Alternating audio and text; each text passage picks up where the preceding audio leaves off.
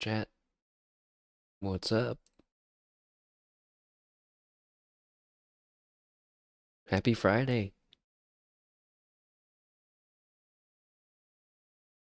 Hopefully, everyone's having a good one.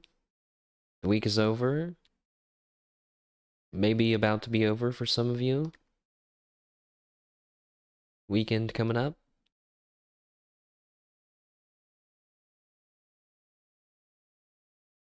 Hope everybody is having a good Friday.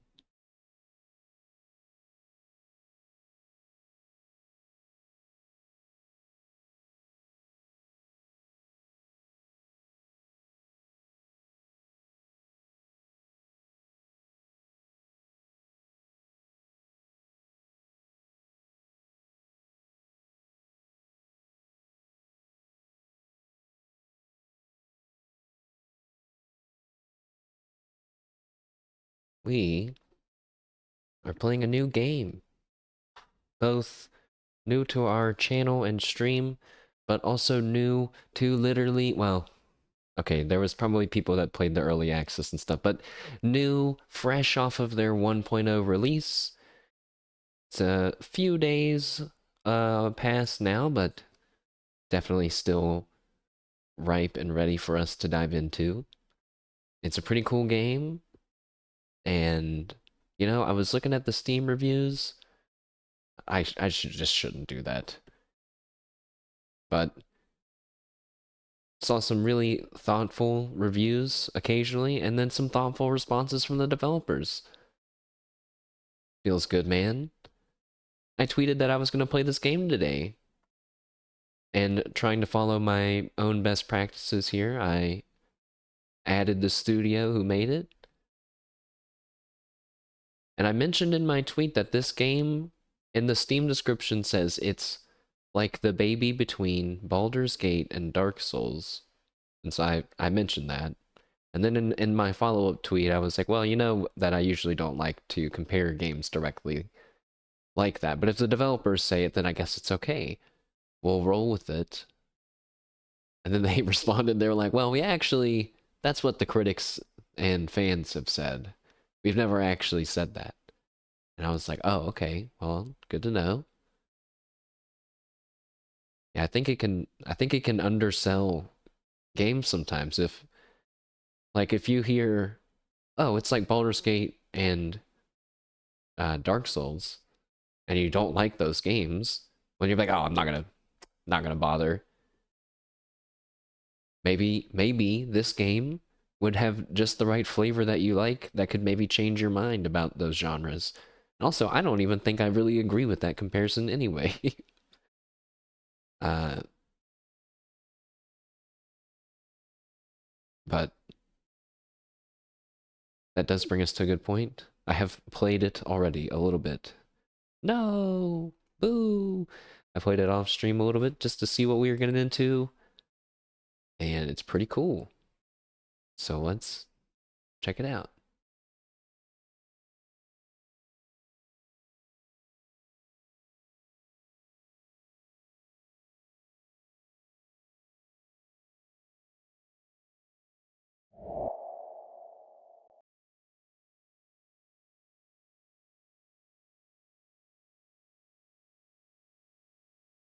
We're gonna have to mess around with the sound, move chat around.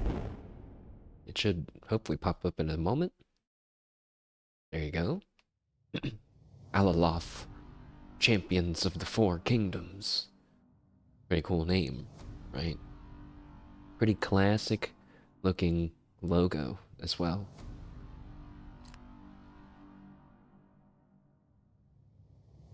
Let's see.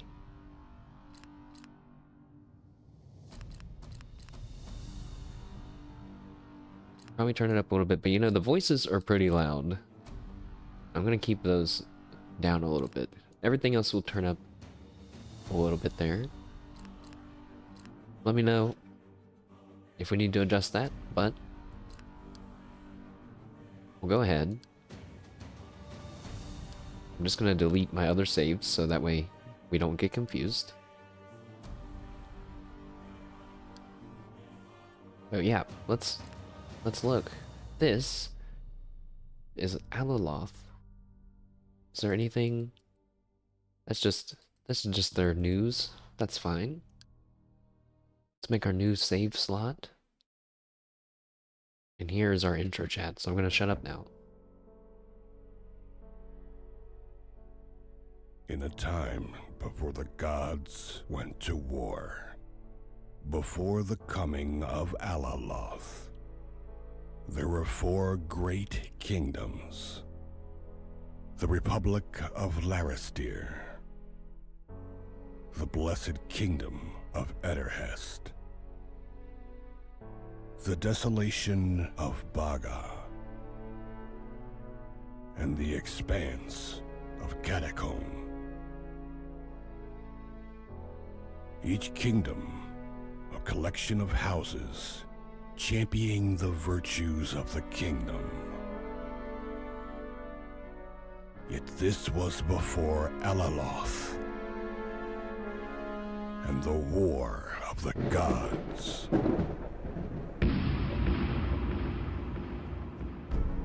During this pantheonic conflict, many gods were wounded and fell. At war's end, Alaloth, the great betrayer, stood above them all in triumph, casting his ominous shadow across the world. At his command, mighty tempest, spears of lightning, and dark energy rained down upon the land. Dragons, beasts, and other foul creatures not seen for millennia have appeared again, besieging the kingdoms with fire and death. These vicious creatures rage unchecked, laying waste to any and all in their path. And from the shadows, the spectral circle, worshippers of Alaloth conduct dark rites and whisper secrets designed to seed unrest, lay the faithful low, and drive allies apart, all in service to their hateful god. And they are succeeding. Where once the kingdoms stood together against all threats, they have now turned on each other, suspicious and vengeful. And the war that once consumed the gods looks as though it will soon consume the kingdoms as well. And so it falls to a few, a band of champions, and whatever allies they can gather, to find a way to bring peace to the kingdoms and end Alaloth's reign once and for all.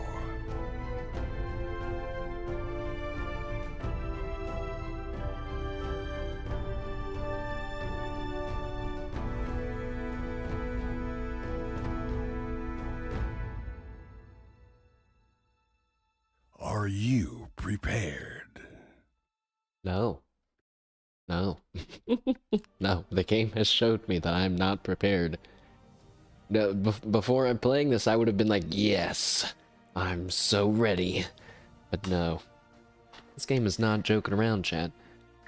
First, let's look at this, which is arguably one of my favorite, well, it's not arguably, it is my favorite part of the character creation, which is you can have a single player campaign.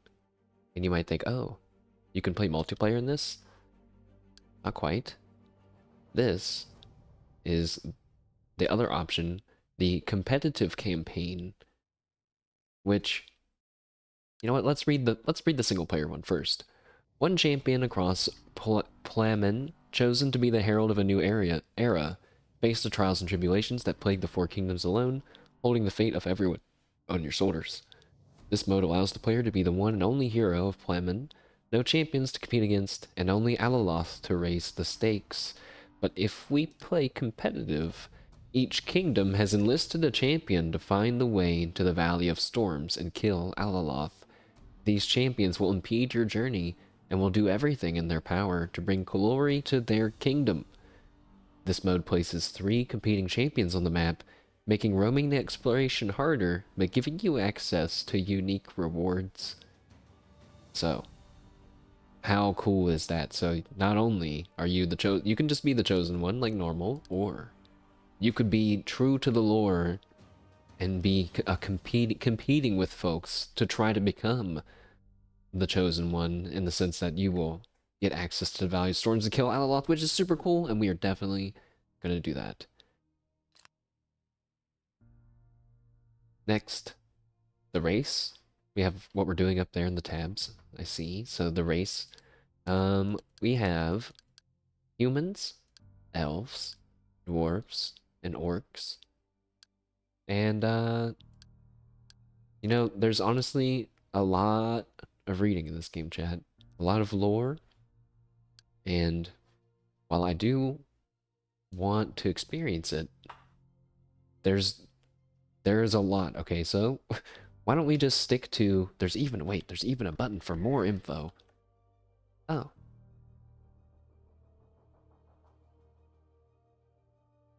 Okay, just more info about our racial bonuses there. But we will read at least about who we're going to play as. The orcs. From childhood to adulthood, an orc endures the daily struggles of traversing the blazing wastelands. Though the orcish race has always inhabited harsh environments, it wasn't until the catastrophe of Baga that their kingdom fell, and the relentless heat transformed fertile soil into an arid desert. Yet, rather than succumb to defeat, the orcs refused to yield, instead embracing adaptation to the unforgiving, scorching, and poisonous terrain. Also, I forgot to mention that this game has one of my favorite flavors of fantasy, which is that gods and stuff exist, but they actually come down to the mortal world and fight, and also die. I think that that's cool. That's sick.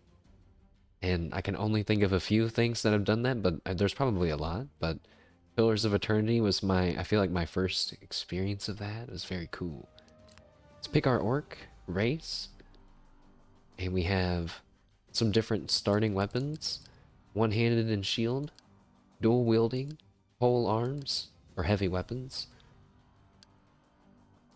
If you have watched me for any significant amount of time, you already know the answer. We're going to pick pole arms, because spears are cool. A common sight in the armies of the Four Kingdoms when marching on to war. The polearm has an advantage of being long enough to attack the enemy from a comfortable distance, protecting the life of the wielder by keeping the enemy at bay. The fighting style relies on spears, halberds, and stabs, with the cost of maneuverability. Click. Next we have, it's called Legacy. I think it's like your family, like your clan, in a way. So, and like I said, okay, so there's 1, 2, 3, 4, 5, 6, 7, 8, 9, 10. I think 10 or 11 of these bad boys. And they're all pretty cool. I did spend some time reading them off stream. We'll go ahead and read these, since these are all about orcs. The Nas Stel, never caged. This house was previously enslaved en masse in an orc prison city, but managed to break free, forming a new house from escaped inhabitants, who were likely a mix of soldiers and criminals. Instead of seeking revenge by slaughtering their captors, they imprisoned them within their own city for a year and a day. After their release, the captors were given a chance to fight back, mirroring the struggle the house had endured. Their motto may seem like a misnomer, but it truly signifies their resolve to never be enslaved again. Which is pretty cool. A pretty cool story. Escaped orc slaves. Instead of murdering their captives, they made them experience what they went through. It doesn't actually sound like the, like that there was a fight. I don't know if there was a fight, or if they resolved their differences, or they killed them all at the end, but pretty neat story there. We have the Dara Azim. The seas shall come again. These seafaring orcs are rare, Their symbol is that of the shell found in the middle of the desert, which they believe prophesizes that the sea will come again. They hold the belief that the elements are under their command, and that they should learn to coexist with storms and thunder rather than resist or shield themselves from them. They regard those struck by lightning as blessed and consider them prophets of their house. The name of their house closely resembles that of a demon prince from the lost kingdoms of the south, a similarity from that the matriarchs believe is no coincidence.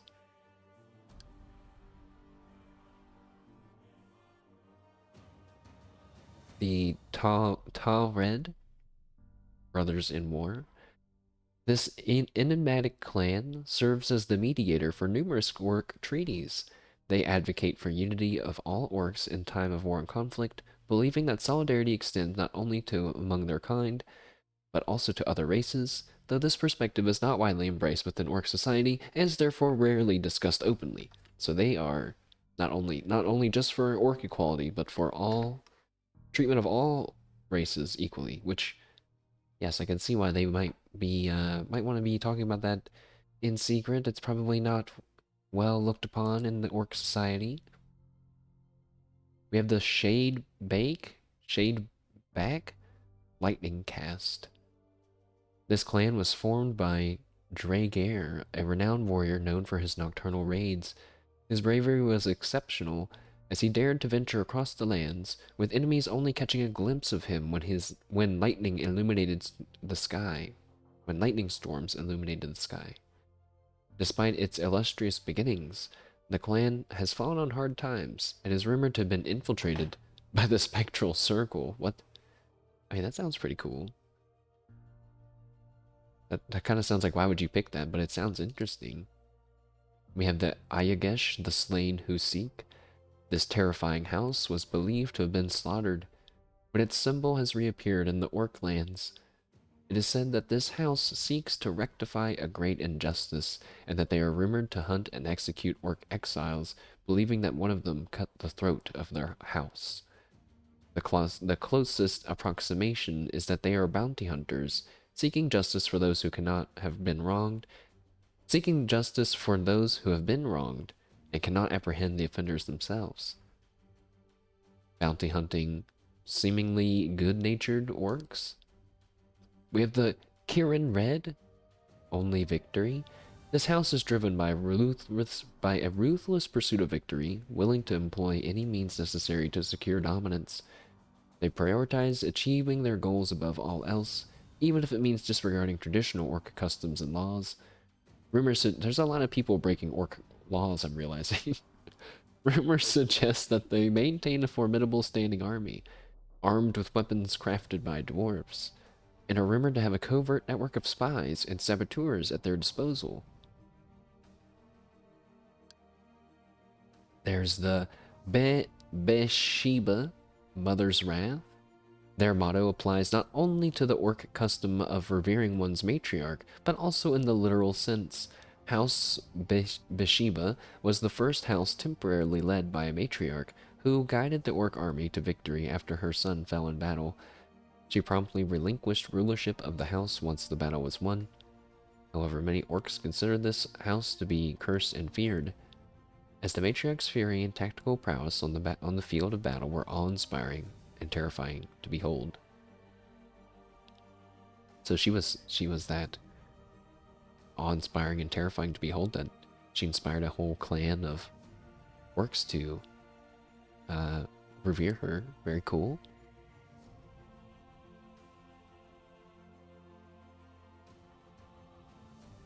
We have the Baelgrin, Iron in Hand, Iron in Heart. This house embodies strength of character and demands excellence in discipline and conduct to match the quality of the blades they carry. Diminished or disgraced members of the house are often forbidden from wielding weapons of great quality until they have atoned for their transgressions. Some, however, are so deeply shamed that they've chose self-exile, joining the outcasts beyond the orc settlements. That one's really cool. Pretty simple. And the motto, Iron in Hand, Iron in Heart. I guess Iron in Heart is in a sense like they're very disciplined. That's why some of them are choosing to self-exile. We have the Ogmhalis helm toward the horizon. Their motto in an orc expression meaning future looking. Or their motto is an orc expression meaning future looking. These individuals serve as the philosophers and teachers of the orc community, imparting wisdom in both combat and cultural preservation. While they possess the same warlike spirit as their counterparts, they could be likened to warrior monks in their approach. And then lastly, the one that we will be picking because I just think that it sounds the coolest. The Rake Ka, Deathless in Duty. This clan was formed by a coalition of scattered orc factions that had waged war against a human and a dwarf-aligned army. Following a decisive battle that left only one human survivor, adorned with a helm crafted by a dwarf, the house came into being. The human, seeking to surrender and offering military secrets, betrayed his comrades.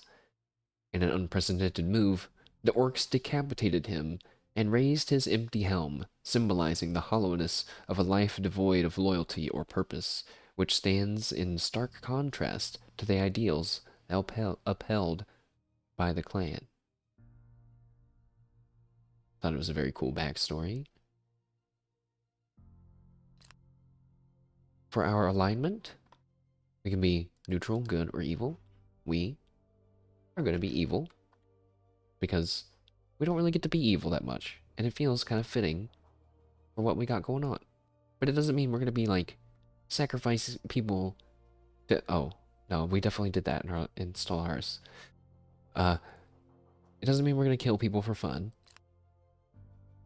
And then for our deities that we can worship, there are a handful, and I noticed that when I played another class as a human, there were a few different options, which is cool. We have Marika,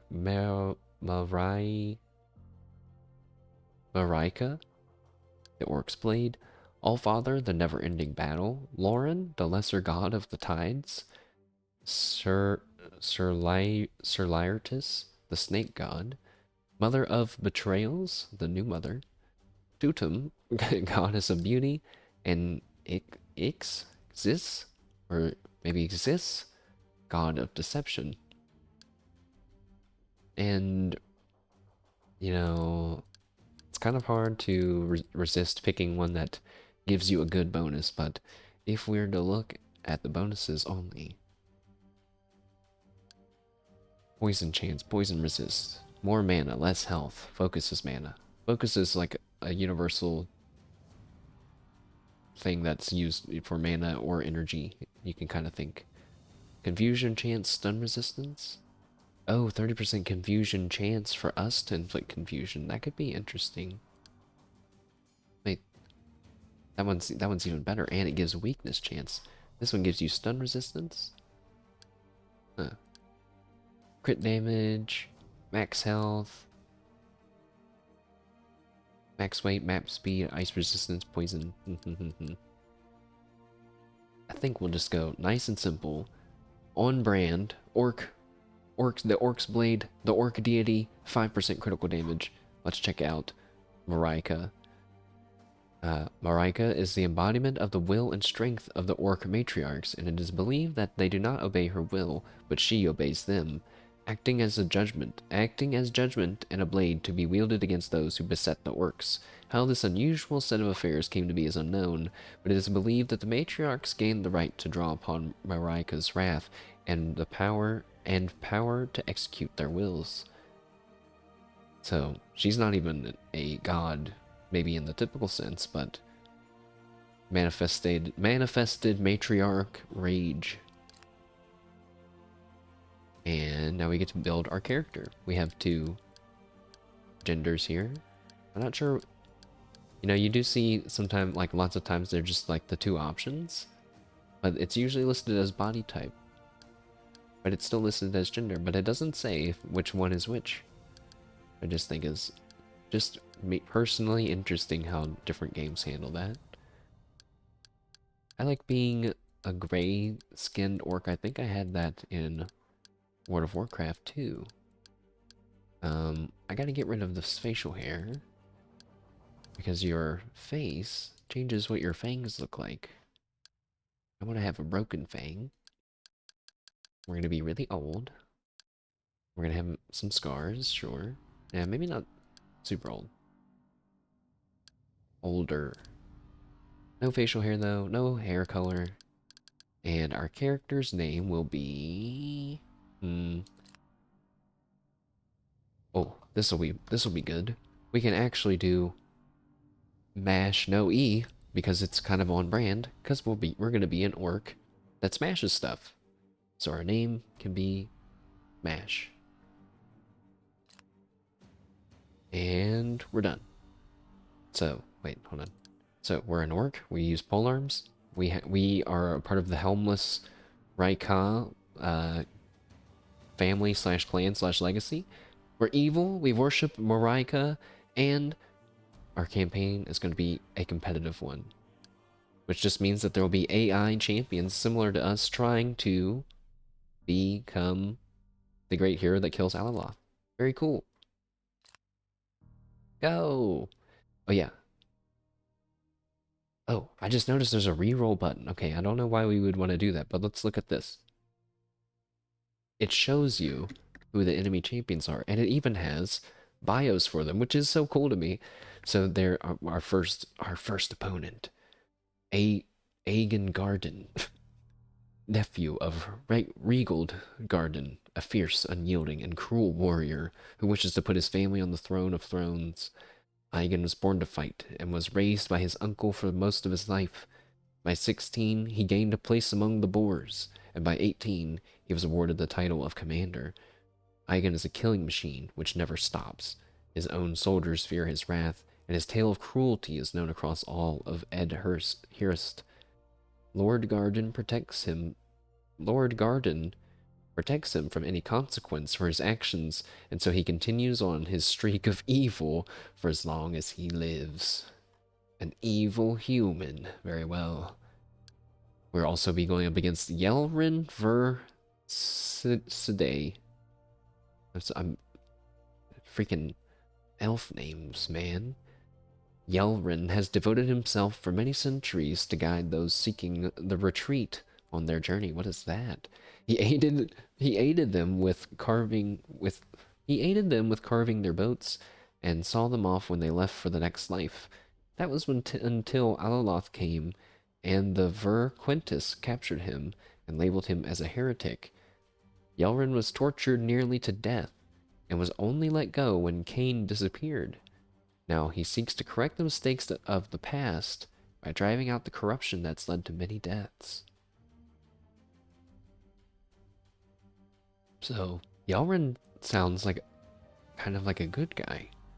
I wonder if it would be really neat if you could ally with these people, but maybe that's the whole point, or maybe it's not. But I think you can get party members. And then the last of our opponents, the daughter of the first bells, who seems to maybe be a dwarf. She is the vanguard of time. Oh my goodness. Oh, seems like a big step up from the other two. The one who makes sure that its flow remains consistent throughout the years and that none would threaten it. The position has given her great military and religious training, which she uses to defend her people. She is devout to her mission and never wavers in her conviction from the cause. For without time, there is nothing. The clan sent her to defeat Alaloth, because he is a threat to time itself. So, kind of like evil, good, neutral to good, and like really good in terms of their moral standings. Let's go. The other kingdoms simply refer to that kingdom as the Orc homeland. That's because the name of the kingdom keeps shifting based on the actions of what is perceived as their greatest heroes or tyrants. So it tends to shift every generation like the shifting sands of the kingdom itself. The desolation of Baga was formerly known as the Gates of Ardor when the tempest swept the land. A great hero by the name of Baga sought to enter the Valley of Storms to defeat Alaloth and claim it for his own. Whatever his intention, the region around the breach became tainted, and a second storm swept out from the breach, blanketing the land and killing the vegetation. It is rumored that Baga himself never reached the Promised Valley, but was cast back into his homeland and was swallowed by the splintering earth.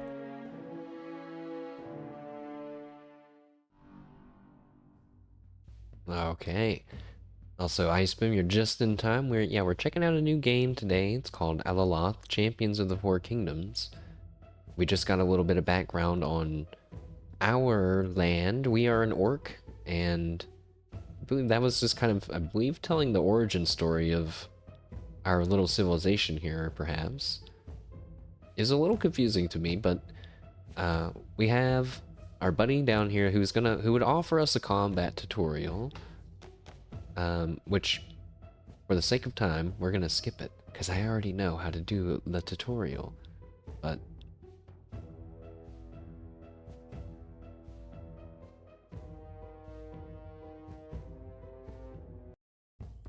But welcome.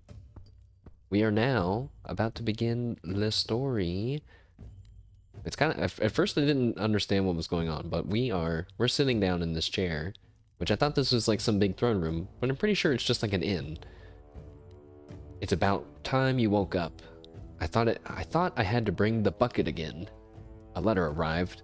Bloody flying rat got dirt all over it, but I cleaned it. It's from the Grand Matriarch herself. Must be serious if she disturbs the rest of her finest warrior, which is me apparently. What did the letter say? Her Reverence commands your appearance before the order at the earliest. More than that, it didn't say. I suspect it concerns the recent rumors of warriors being recruited across the land. Perhaps she's looking for a champion? So, it is time for Alaloth to die.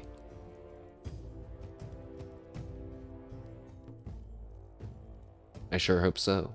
I know many do. I know many do too. We cannot fault the Grand Matriarch for her choice, as she chose a fine example of our kind to lead the charge. Go now, show the world what it means to be a true battle-hardened orc. Many thanks. I must get going. The Grand Matriarch awaits. You're bored, but you got me to keep you not bored? Oh, I just got an achievement to start as an orc, even though I did that like 10 minutes ago. Well, that's the plan. Welcome and feel free, hang out as long as you want. Hopefully you can get into some fun, if not today, this weekend. But, you know, it never hurts to have a good break and some action. We are now free to explore. And you can kind of maybe tell right now, actually I just realized there's no combat right now, but you can kind of tell that the game is, looks maybe like some CRPGs, like, I'll just list ones that I've played. Pillars of Eternity, or Tyranny, or, like there's another big one. Oh yeah, Baldur's Gate. I feel like there's still one more big one that I'm forgetting, but right now I'm just moving around with WSAD, which is pretty cool, I think. It already feels really cool to do that, instead of having to point and click. Alright, let's go. It's very quick to getting to the action, which I can respect. We are about to see the Matriarch. Those are very large tusks.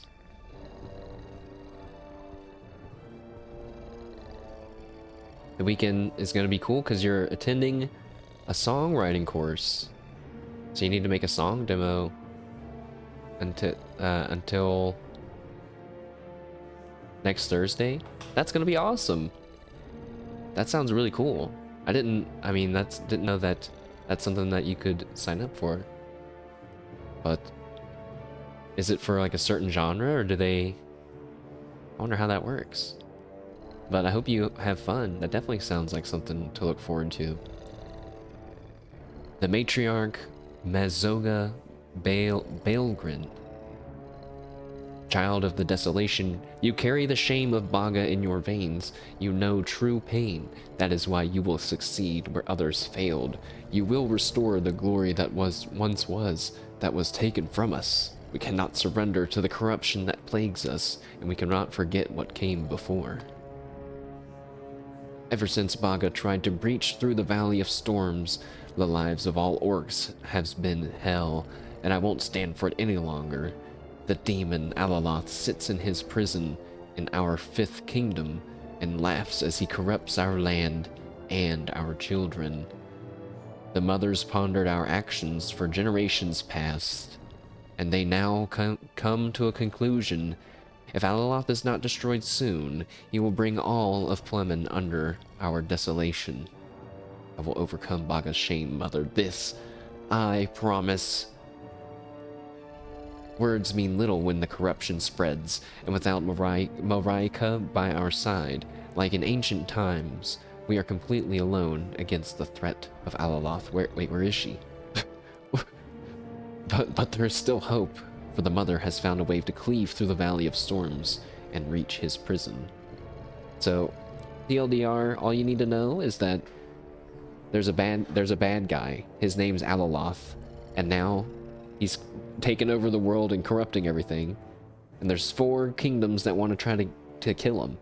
Elves, dwarfs, humans, and orcs. And to do that, you have to gather 4 shards to get through the Valley of Storms to kill the bad guy. That's pretty much it. Let's see. I think she's about to explain the shards right now. It's something a guy who was once in your school choir that he's doing with you and a few others. Oh, okay. No specific genre. Okay. Yeah, I didn't know if I didn't know how that works. So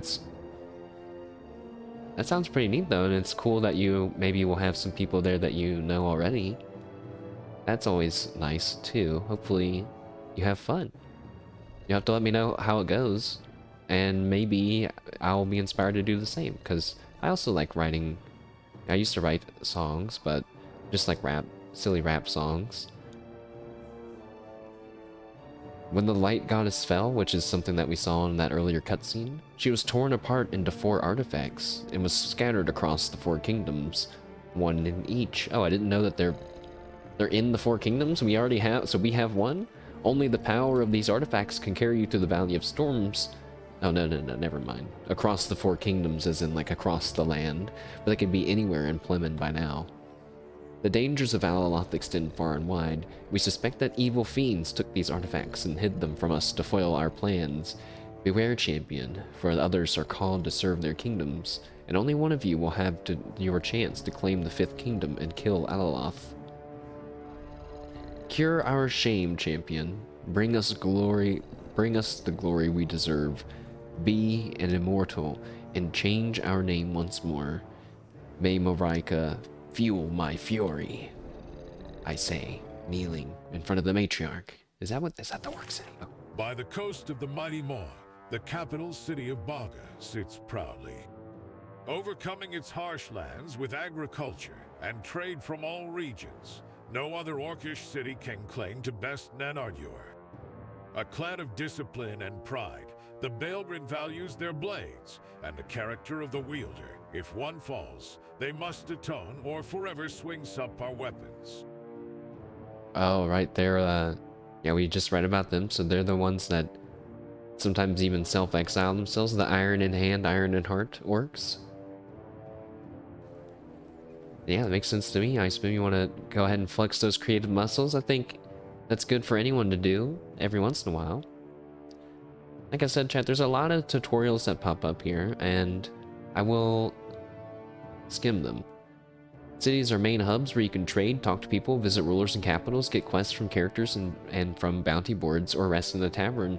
You can rest, stock up on food, get recipes and potions, upgrade your equipment, craft gear, or sell stuff, or even get useful info. Because like we said, this game is not just a baby's first gamer RPG, but a fully fleshed out big boy RPG. Let's go ahead and head on down. Wait, what is that symbol? Oh, that's the guy in my clan. Karai Belgrin. Other champions. As you travel to other cities, you may encounter other champions from other kingdoms. Each of them is distinguished by an icon with the symbol of their own lineage. Since they have not been invested with the mission of defeating Alaloth, they will not be hostile towards you, and indeed will tell you something about themselves. They call you a champion, a respectable title. I hope you live up to it. I am Karai, formerly of Clan Belgrin, although I'm sure I'll be hunted for saying that in their presence. Apologies, I did not mean to sulk. I am grateful for still having my head on my shoulders. Why don't you belong to Clan Belgrin anymore? Because I'm a disgrace. I shamed the names of my ancestors with my life, and now I must atone. Others might run away into the wastes, become exiles and live in their sin, but not me. I will regain my father's mace. I will belong to the Belgrin once more, once I prove myself. May Marika give you strength.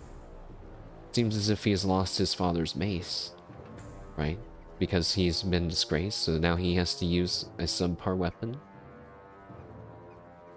Wait, I actually don't want to go that way. That's our inventory. And you can see here, you're probably, if you're like me, you're gonna get some nice, excited feelings when you start seeing all of this info. Physical damage, crit chance, crit damage, physical damage absorption, durability, bleed chance, stun chance, spell cooldown, attack, focus cast, or cost. It's like, oh, I'm liking all that stuff. And then here we have our skill tree, which I will skip over that tutorial because I will just explain it to you.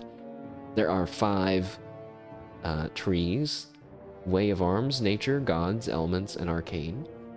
And there are 5, well, I guess 4 skills, and then kind of like a final, I don't know if it's always a skill. Sometimes they give bonuses, like this one's 30% more range damage, and this one gives you something called Last Chance.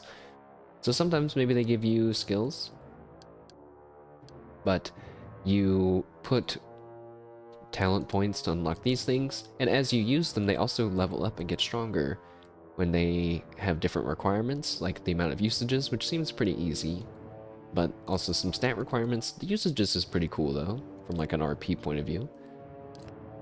If we skim them real quick, there's like a melee focused one, a poison / nature magic one, a healing / necromancy / summoning one, a typical like elemental magic one with fire, water, and frost, and earth and air and lightning, and then Way of the Arcane, which is more of like mystical magic, I guess you could think of it in that sense, if that makes sense. But you can do things like meteor strikes, creating gravity wells.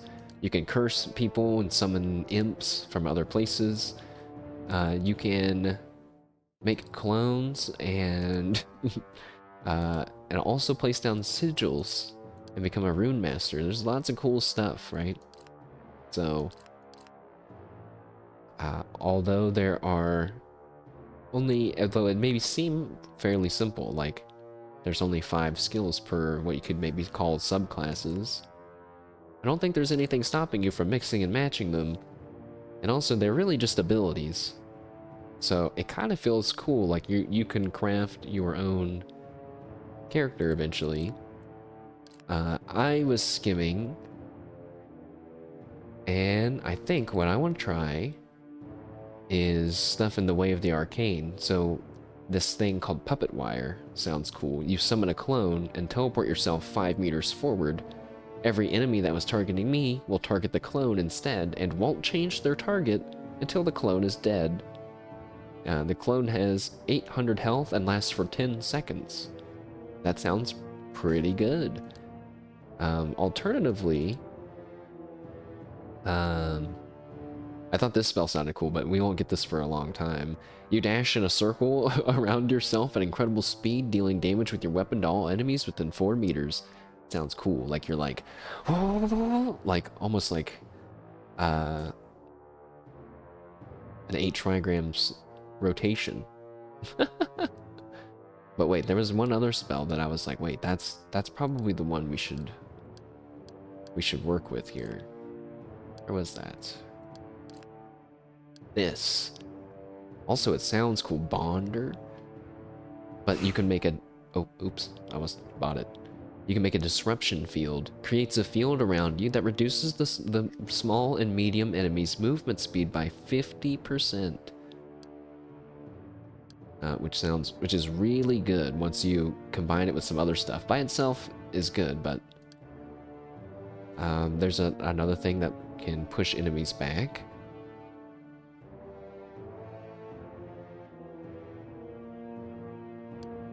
And hold on one second, chat.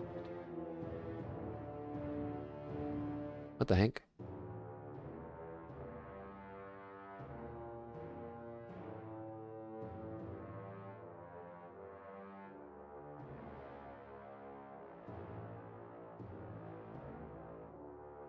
Oh, okay, never mind.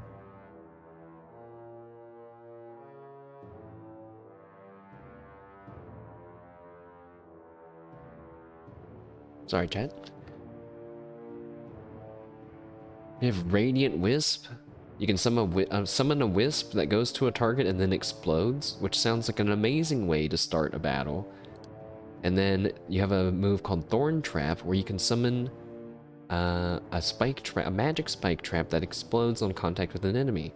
This just sounds really good. Like, okay, and what is this last one actually? Embrace the teachings of a revered master and elevate your abilities to unprecedented heights. You get something called the Spirit Bomb. Nice. But yeah, it sounds cool. Like you can be like Thorn Trap, ha, and then you can go Radiant Wisp, and shoot it out, and then kaboom, and then enemies are like, oh my god, he's over there, and they'll charge at you, and then as they're charging at you, if you want to, you can be like Force Wave, Force Wave, and then when they finally get to you, which is going to take a while because they have the disruption field going on, they're going to blow up from the Thorn Trap. And if there's anyone left, just stab them. Yes. Also, I thought that the Berserker thing sounded cool because you get a charge attack. A leaping strike. What are the other ones though? Rage?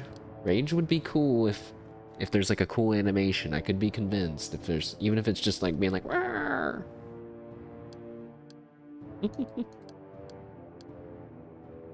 I thought, okay, when I played in my earlier game, I got Ring of Pain. It creates a circle around you that lasts for 12 seconds and it boosts your stuff and reduces the enemy's stuff. The TLDR. But it's like a circle that follows you around. I thought it was like a circle that you threw down on the ground. Like, you know, like, come on, you know, bring it on, step into the ring kind of a thing. I was personally sad that it was centered around you, but that means it's actually better. It will never, you'll always get the benefit from it. So it's actually better. All right, we actually don't have any points to level up right now, so that was really just a little looky-loo. The last time I was here, I just immediately left town and went on a little killing quest there. Why don't we look in town? How do I do that? Where is the town?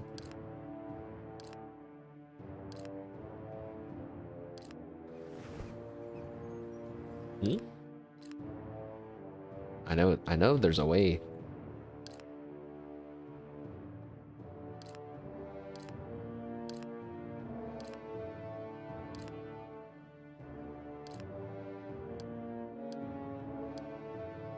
Hmm?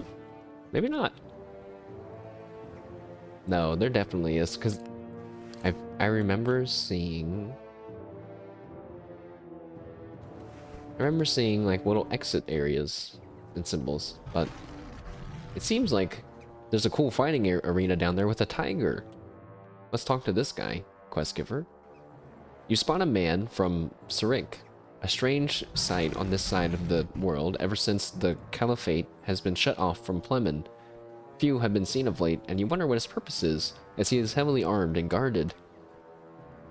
Azir Aludhai, may time be forever on your side, champion. I have heard much of the troubles that plague your lands. I wish I could say that I know none of the pain of dealing with such chaos, but my homeland's problems deny me that satisfaction. May your journey be blessed as well. Journey. One might think of it as a sacred duty, but not that many would follow my example these days. I came with the last caravan, with my friend who has departed from us to seek his own purpose. I am here for one thing alone, to find the truth behind the words of my ancestor. And what would that be? Long ago, a famous warrior by the name of Salah al-Huddin was hunting a demon that defected to darkness and sent our lands into famine. Along with his trusted partner, Hissam, he tracked the demon to the lands of the orcs, where he slew it. In battle, Hissam was killed. Salah returned a hero and was hailed as the bravest amongst the Al-Huddin. It was only when his last testament was unearthed, 100 years later as his tradition, that the truth came to light. Confession before his death is a sacred rite, and he used it to confess his gravest sin: murder. The Al-Huddin denied the testament, claiming that he wrote it out of grief and delirium, but I know that the proof is still out there waiting for us. He claimed greed pushed him to it, but no original claim that the demon disintegrated Hissam. But his original claim was that the demon disintegrated Hissam, leaving no remains. I aim to disprove that. On my honor as Nari Al-Huddin, warrior of Sirik, I ask that you aid me in this endeavor. The orcs do not trust me leaving their capital, so I must seek other means. Find Abid Zeral in the east. I sent him to find the location of the demon's last stand. Find Hissam's remains and bring me proof. Part of me wants to say no, because I got more important things to do. But this guy did kind of lay it all out for us here, and he is very politely asking us for help.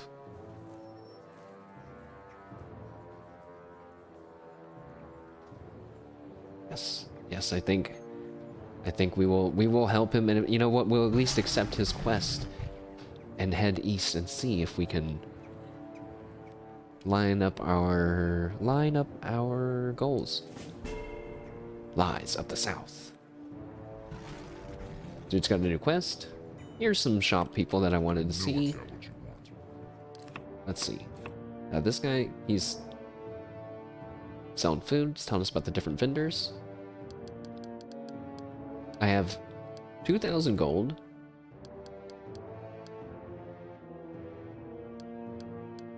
And I want to make sure that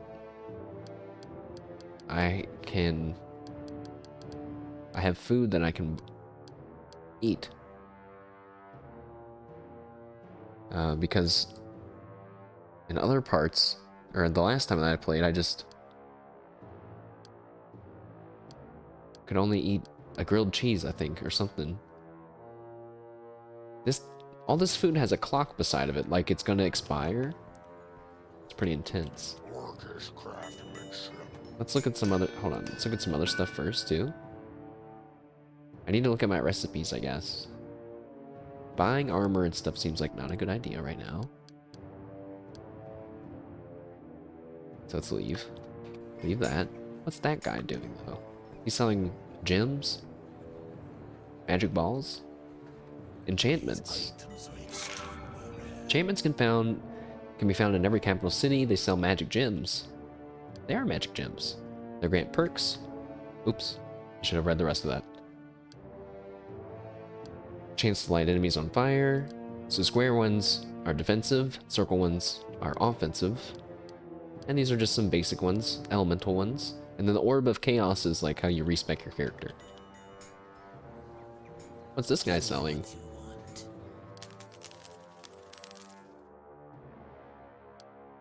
Oh, a healing potion recipe? A fancy belt? My goodness. Oh, an alchemy set? Wait, yes. Because, you know, I tried to do some alchemy that one time, and it was like, I don't have an alchemy set. It's like, well, then why would you... So alright, you got me, game, you got me. Maybe the reason why I couldn't craft potions was because I didn't have any empty bottles either. Brotherhood of Steel set, oh my gosh. A dice set that can be found in all across Plemon. The symbol on it represents the unity among kingdoms. What? Oh wait, here's a base set of dice. I'm buying that too. Nice.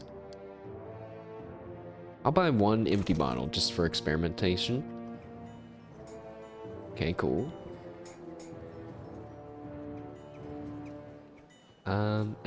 Let's just buy some food. Can I just buy all the food you have? How much do you even have? I'll buy 5 bread. I'll buy 5 bread and 3 unbaked pies. I have no idea if that's a good amount or not to buy, but that's fine. I'm gonna talk to this guy because we didn't actually learn about the tiger in the arena. Lore characters. Talk to lore characters to reveal insights about the world. You might gain juicy information about the fighting arenas or fighting areas that you face during your mission.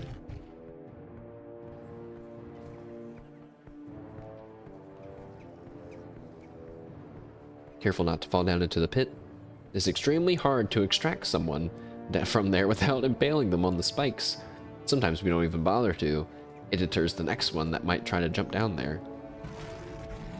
Wait, so it's like not an arena, it's just a pit. They just have a pit and they're like, don't get in there. What's the story behind it? Oh, it used to be an arena of some kind way before our time. Criminals pleading for a second chance were dropped there to fight to the death. The winner got his freedom. We don't use it anymore, but by Marika, I wish we did. Perhaps in the future. The matriarch should reopen the pit. I was trying to target the tiger to see if I could. I was wondering if you could jump down there and fight it. What if you did? That'd be sick. It'd be kind of pointless, but it'd be sick. Wait, why is the tiger in there then? Anyways, we have a bounty board, which I think just has some simple kill quests usually. So like this guy wants some skeletons killed, some ratkins, some desert night snakes, some exiles, and some goblins. I don't think that you have to go to a specific place for those things though. This guy I think might be giving us a quest. Finally, someone who looks like they can handle themselves has come through. I swear, all the young ones don't know a goddamn thing about fighting for others. If I was in my prime, I'd slap them. But you could be of use. What do you need? I came here to seek some knowledge. My captain sent you see. We need to fortify our ships and make them better in light of new troubles occurring in the water ever since Alaloth. Now that I know the solution, now I think I know the solution, but I need someone to gather it for me. Okay. It's a simple paste if you follow the right instructions, a method they used 1,000 years ago to protect ships from sand and grime. It requires finger vines, and as you can see, there's none growing here. If you find some, I'm sure the captain will pay you handsomely. Sure. That's a nice, easy one. So, we have a few quests and our main story objective, which is to claim fighting areas for, I suppose, glory for the matriarch, question mark? But what I mean by that is... Okay, well, here we go.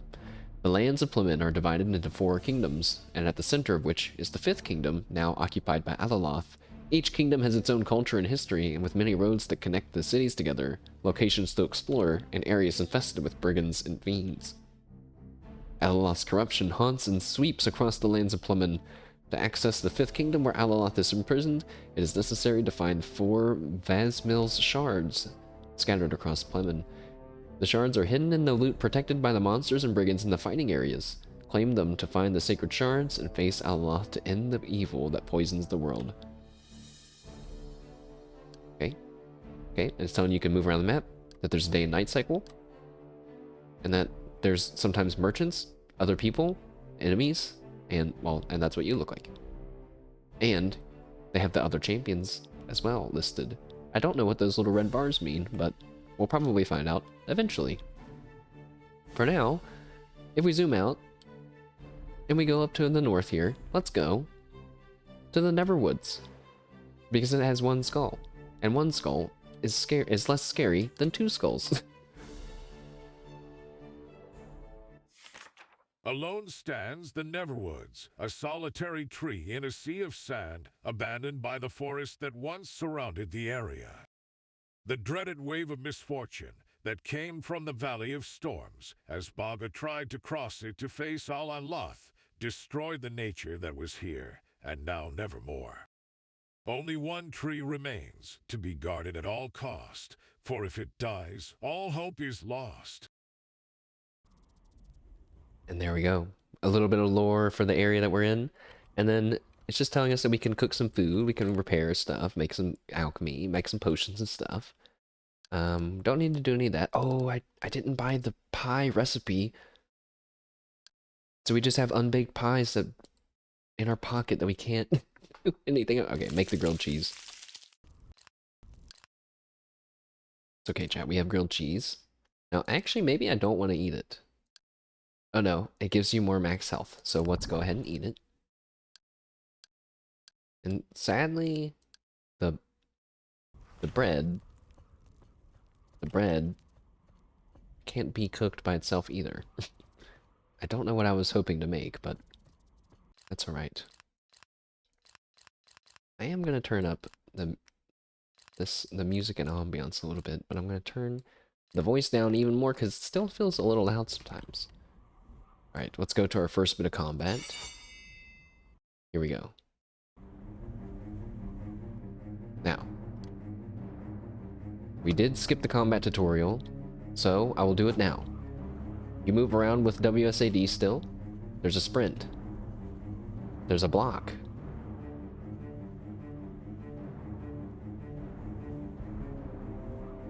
It kind of takes a second to block. You can parry if you block right when the enemy is attacking. You have a light attack.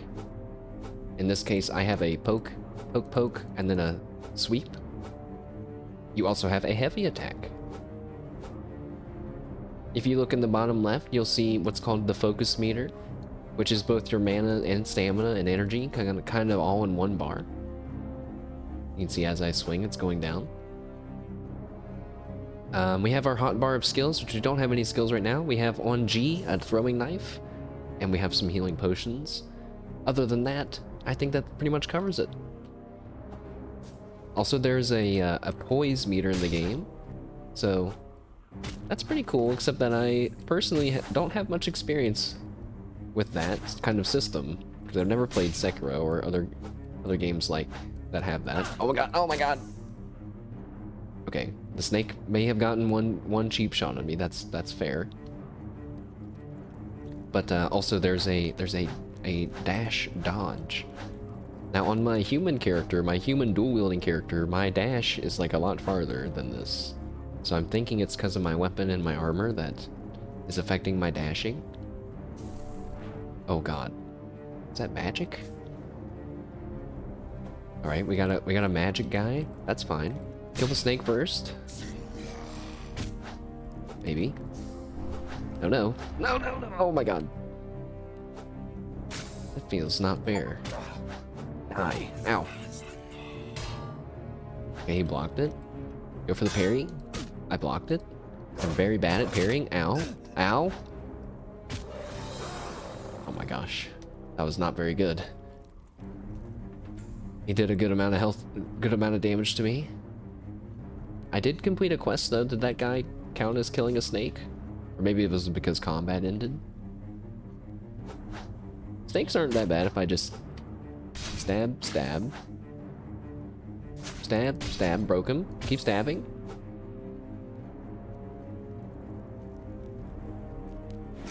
We just... Oh hey, there's some finger vines. Perfect. Okay. Oh. Alright. Big snake coming up. Now, is that magic guy? Did he see me? Am I lucky to just be fighting the snake by itself? I think so. Dodge. Dodge. I'm afraid to try to parry. Keep dodging. Alright. Snake meat. Also, the game has auto looting, which is just so nice. Also, there was another guy.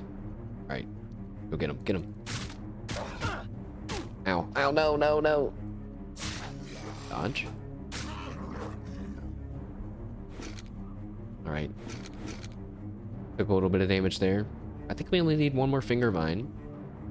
I am gonna take a potion, just because I'm a little afraid. Stab, stab. Alright, let's just keep finding one snake at a time. I say as 3 snakes make their way to me. Dodge. It's... Uh-huh. Poke.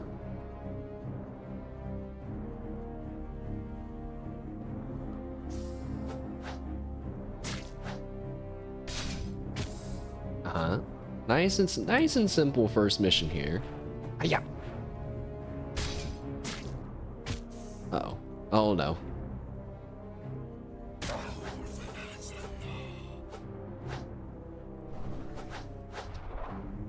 I don't like that magic, whatever attack that is.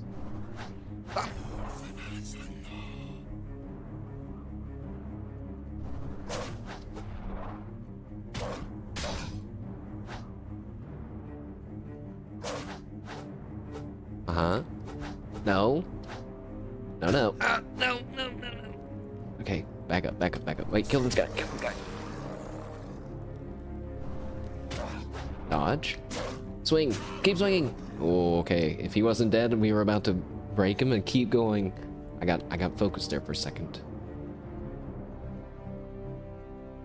I like how my guy runs around, by the way. It's like he is in a hurry. You can tell he's running as fast as he can without sprinting.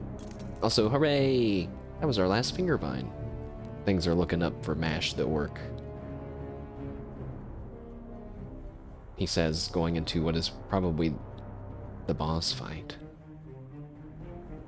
Another great desert snake, that's fine. Let's just do one at a time.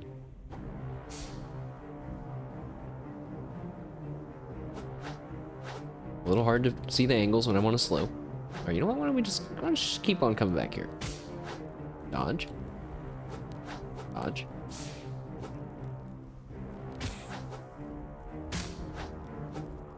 Right. Stab him. Keep going. Nice. One-on-one against a spear, just like in real life. Not what you want to be doing. But, pretty good. Pretty good in the video. Uh-oh. Well, there were 2 big snakes. Poke. Uh-oh. Oh! A scorpion! No! 2 scorpions! No! What, 3 scorpions? No! Okay, wait, stop saying it, because there's another one! I did it! There was another one, and it's huge! It's even bigger than the other ones! What happened to my nice, calm starting mission? Okay. It's fine.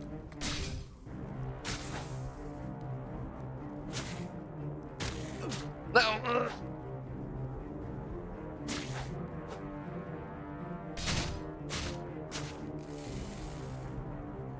Just keep kiting. Keep going. Oh, shit. I ran out of stamina. Drink a potion. That guy's almost dead. Alright, it's another one. Just... that scorpion has a name, oh my god. Uh-huh, broke him. And that one's dead. Alright, it's just you and me, Vadoktar. You stand no chance. Take that! Yeah! Ow! Oh, I broke him twice, but I don't think it was worth the trade there. I'm poisoned.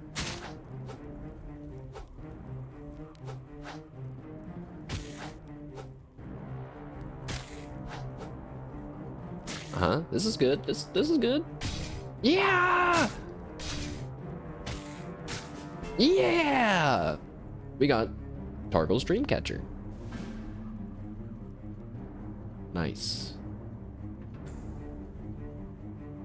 Now I know that if I'm strong/fast enough, or maybe the enemy is slow enough, I can break them before they can really do anything. Although he did get 1 attack on me.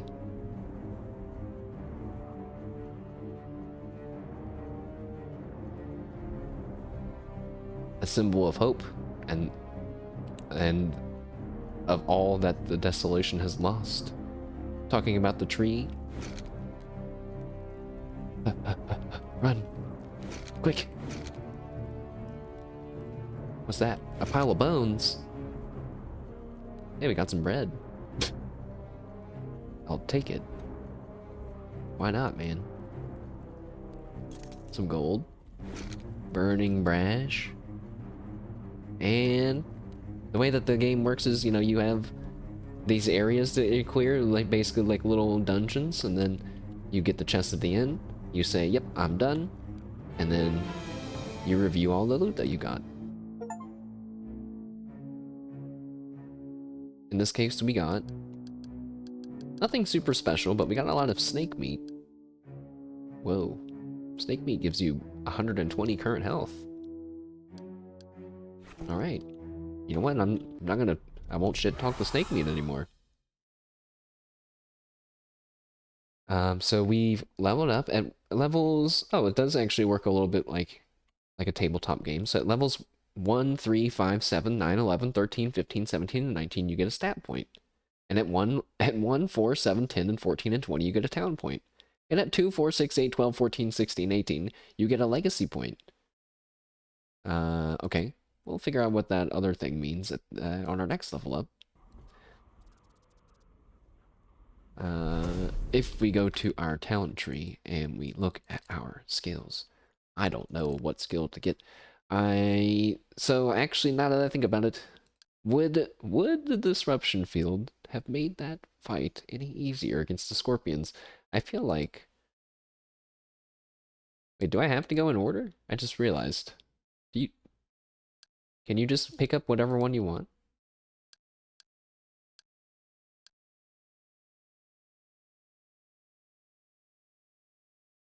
I don't know. But you know, maybe the bonder isn't the way to go. I also thought the healing sounded pretty good. If we can get some companions. Oh wait, or we could summon our own companions. Oh, now that could be a better idea.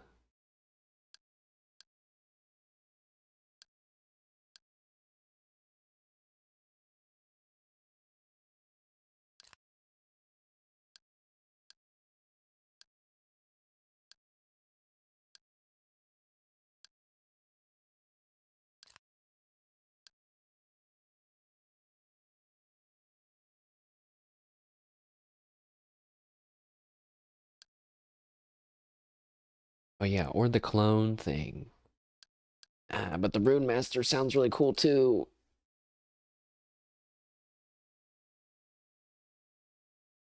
I'm gonna do Rune Master. I feel like not enough games have something like this, so I'm doing it. Rune Master. So this lets us place a sigil on the ground that deals magic damage to the first enemy that walks on it. And we can have 2 of them on the ground at the same time. Pretty cool. We have unspent stat points. Skirt.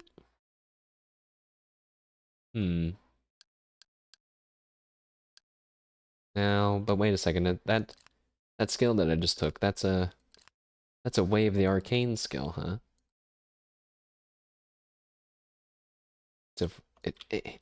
Why can't I? Quick stats. Okay.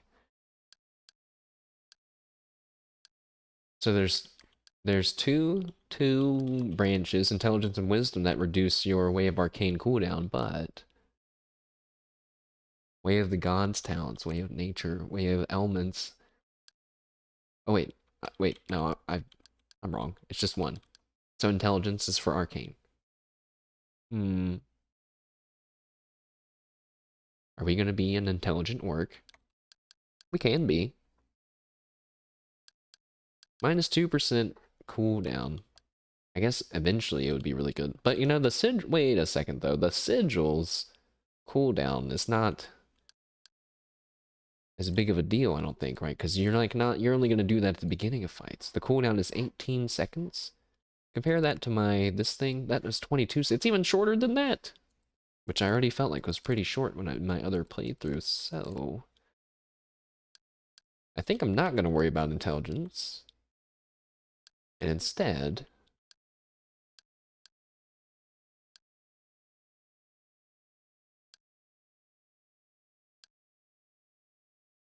I'm gonna go for Constitution to give myself some more health and some resistances to things because this game is kind of tough.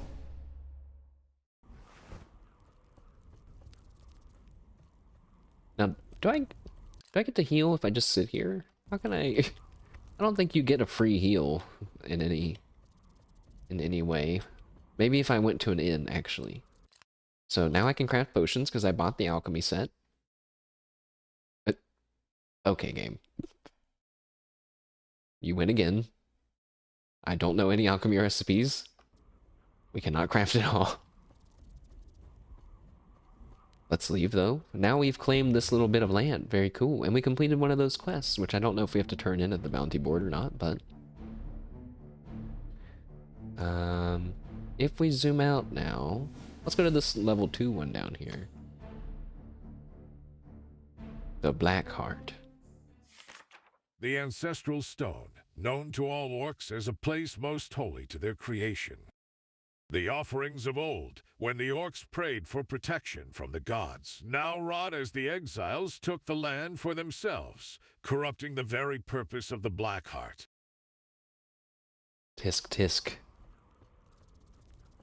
Now, it's like my food bonus from my grilled cheese. Is it still active? I wonder. Can I see that somewhere? Also... Oh. Okay, before I couldn't figure out how to equip stuff in my pockets. I just figured it out. We have the snake meat in our pockets now.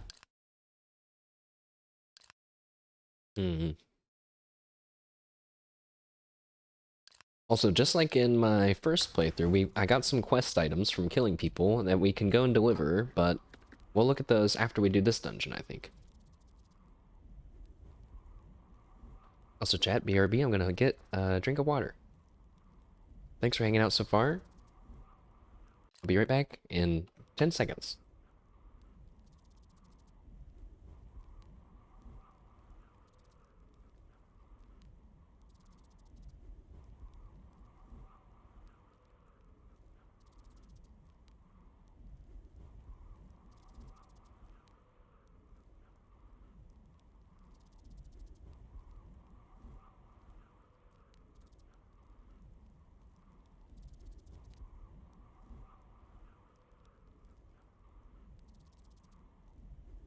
Alright, that was longer than 10 seconds, I'll admit. Let's go. And we have our new skill. Alright, it should be no problem now with our new skill. Okay, I actually don't know how good it is. Alright, who's... Alright, we got some guys at the gate there. Huh. Oh, nice. Nice sigil, that looks sick! Step into the ring.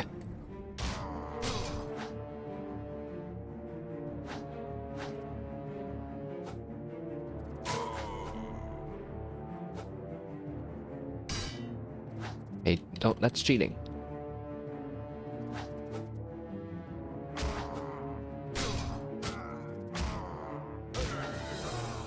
Nice.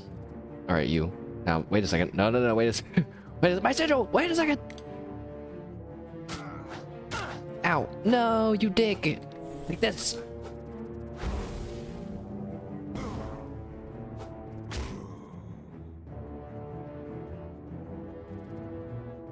I didn't think about it. I guess the sigil is an AoE, right? That makes it even better.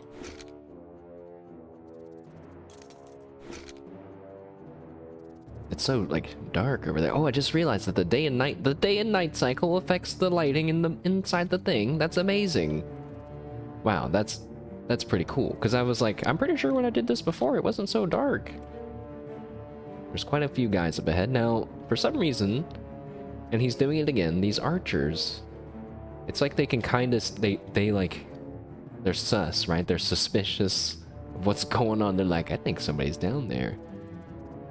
And then he starts to investigate. That's fine. Die. Oh, that's fantastic. We're gonna do that so much. I wonder if one day they'll add something that makes it so enemies can see your sigil. Because it's kind of easy to just let them walk into one. Which is no big deal right now when I can only have kind of one at a time.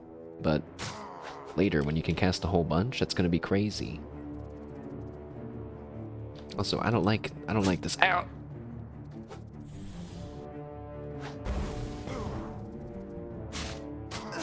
Ow. No, no. I need to heal.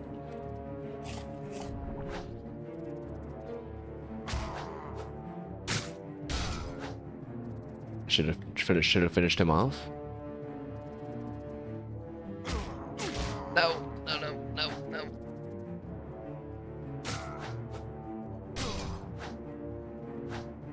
No. No. Oh. That was almost bad. You know, it's still not good, actually. Sigil! Okay, it only hit one guy.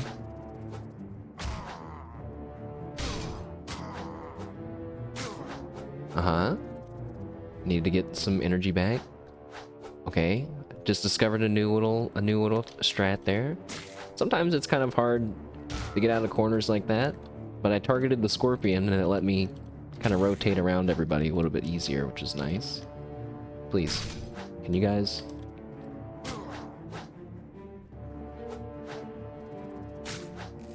If you're gonna fight me one at a time, can the weak ones fight me first? No! Ow! It's not good. It's not looking good. Kill him! Kill him! Okay. I need some snake. Oh. I guess I could only put one snake meat in my pocket. That's not good. Uh-oh.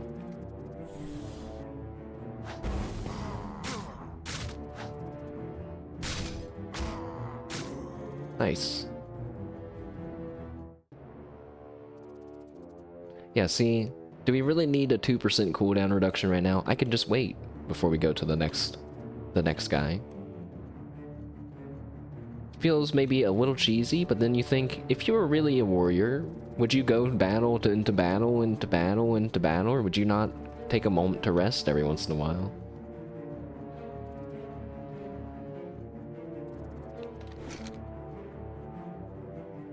Got a hunter mantle.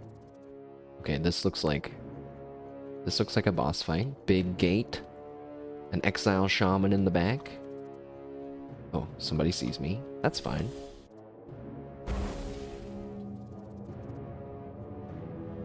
That sigil looks so cool. Kaboom! I like how he just dies. The archers are too weak.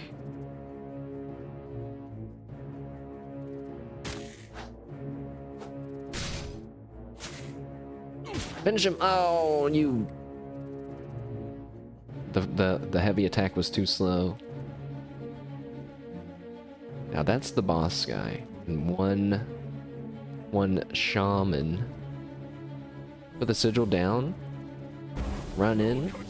Dodge that. Kill a shaman. Dodge away. Bring him back to the sigil. Stab him. Oh, he dodged. Poke. Break the guard. Oh. He threw sand in my face.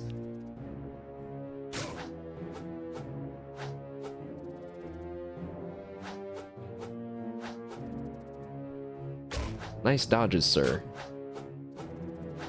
You're no match for my spear, though. Oh, okay, wait.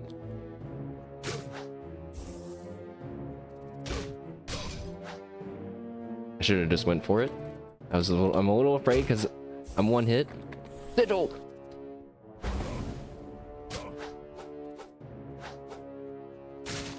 Get him! Oh! Nice. We're one hit away. But we have killed him, and we got his tooth. 2 dungeons down. Actually, just realized I don't, know... Where's our experience bar at? Maybe you don't get experience until the end. We got some exile raid plans. which is another quest.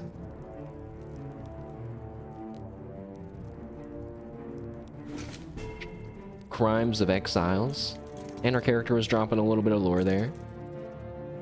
A lot of gold. And a potion. Now, I think I should drink this one right now. Because if you pick up an item and it pops up in your R slot, I think it's like a temporary item. So I'm gonna go ahead and loot now. Hopefully I didn't, like, miss stuff. I didn't really look that hard. Let's take all this stuff. That's cool with me. Hey, we leveled up again. But that doesn't mean that I get a way of power. So we get a trait point, a legacy point, which gives us... So we get a legacy point, used to gain a trait. Traits give you special passive bonuses. Okay.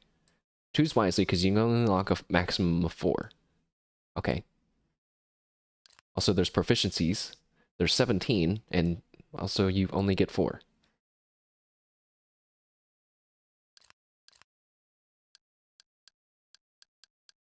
Oh, okay.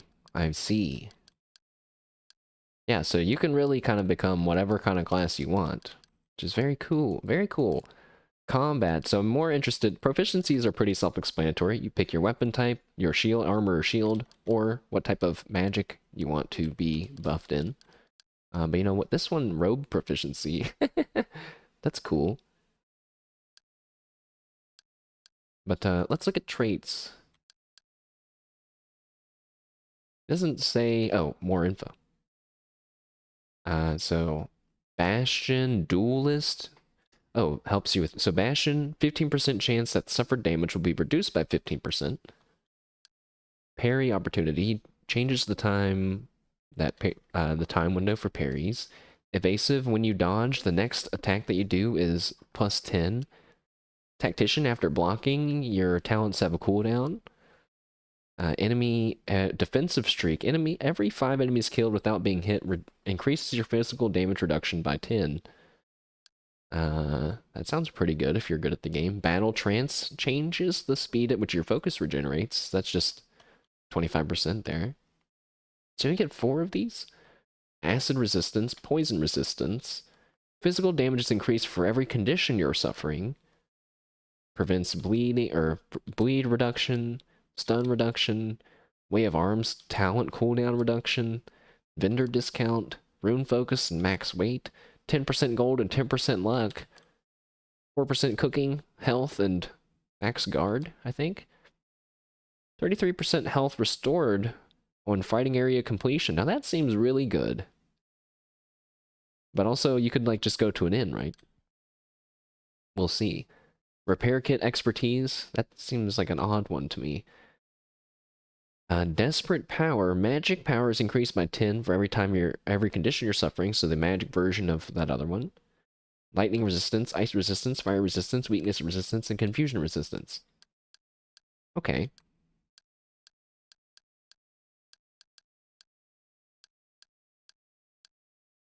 You know? You know, I was gonna get the parry window one, but now that I think about it, we should probably just get better at parrying, right? Why don't we get the focus regen speed? That one seems like good for anyone. I mean, objectively, the defensive boosting ones are like, you can probably just consider them all equal, unless the game's enemies aren't evenly distributed, you know? Like, maybe at the end of the game, you might want to get fire resistance or something when you go against Alaloth. I have no idea. But for now, I think, let's grab Battle Trance. And you can still respec, it says. Oh, your points are shared between traits and proficiencies. I missed that. That's fine, though. Now, let's go turn in some of our quests. Or try to turn them in. The last time I tried to turn in one, I couldn't find where to go.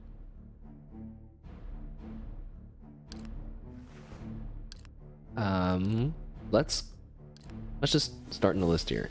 No, not that. Kill the desert ratkins. No. Goblins. Locate Abid in the Eastern Waste. Okay, well, that's the bigger quest. So, bring Wurkag's Tooth to Dermarin Volkas. and Voken Mall. Voken Mall is to the south. Also, this game is so cool because you get like a movement speed when you walk on the roads. Isn't that neat? I think that that's so cool. This town is a traveler's last chance lest he falls to the desolation. Settled on the south and close to the sea, Vokmal prospers from cooler weather compared to its fellow cities in Baga. The legendary house of Aegish, once believed to be slaughtered by Alaloth's tempest, now reborn to reap the life out of the exiles roaming the land.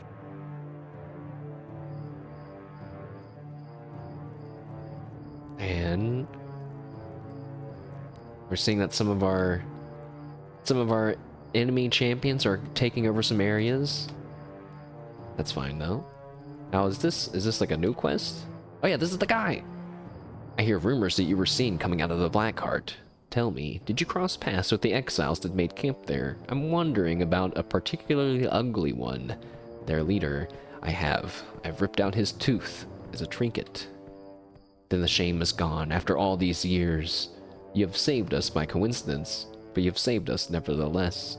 My clan thanks you for ridding us of that vile creature. Farewell.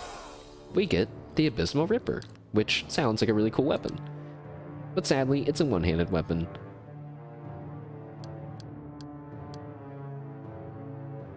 But it looks sick.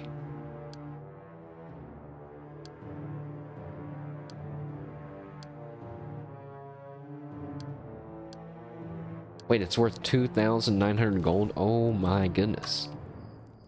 Heck yeah.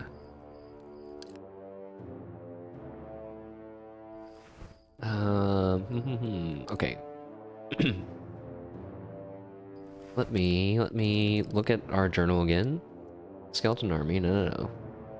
Find the books of this person. Seems like they're scattered all around the world though, so that could be kind of hard. Return to Olgan. Oh yeah, that's the guy in that other town. Bring the Rand Blades to an Orcish official, but where? Bring the Dreamcatcher to Balak Mall, but where?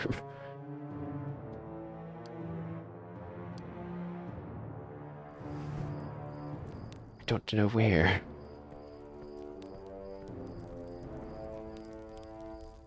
Oh yeah, here's a little overview thing that I was talking about one time. In here? Let's just look in here. Taverns. In all the cities of Plemen, you will find a tavern where you can take pause for your fight. In addition to talking to guests, you can taste the innkeeper's specialties and rest from fatigue of battle in a soft bed, and deposit your equipment in a stash chest in your room.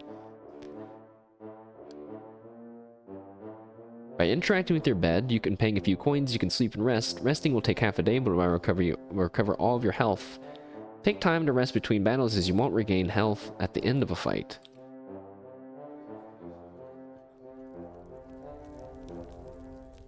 Wow, look at this giant cooking pot. That's so cool. Very comfy, very cozy and neat. Go have a sit by the fire. Welcome to the Surviving Halls. We stand as a memorial for those that were lost during the Tempest. Come, have a drink, and remember with us. So what's the specialty, innkeeper? Spiced potatoes. This is my kind of place. The potatoes of Baga are already spicier than the rest, but that wasn't enough for the orcs. This is the result, almost inedible to all other races. Oh, and it's actually perfect for orcs. You get max health, physical damage, and ice resistance. Wonder if this game has mashed potatoes. They have baked potatoes and spiced potatoes. Feels like the odds might be pretty good, chat, that we get some mashed potatoes in this game.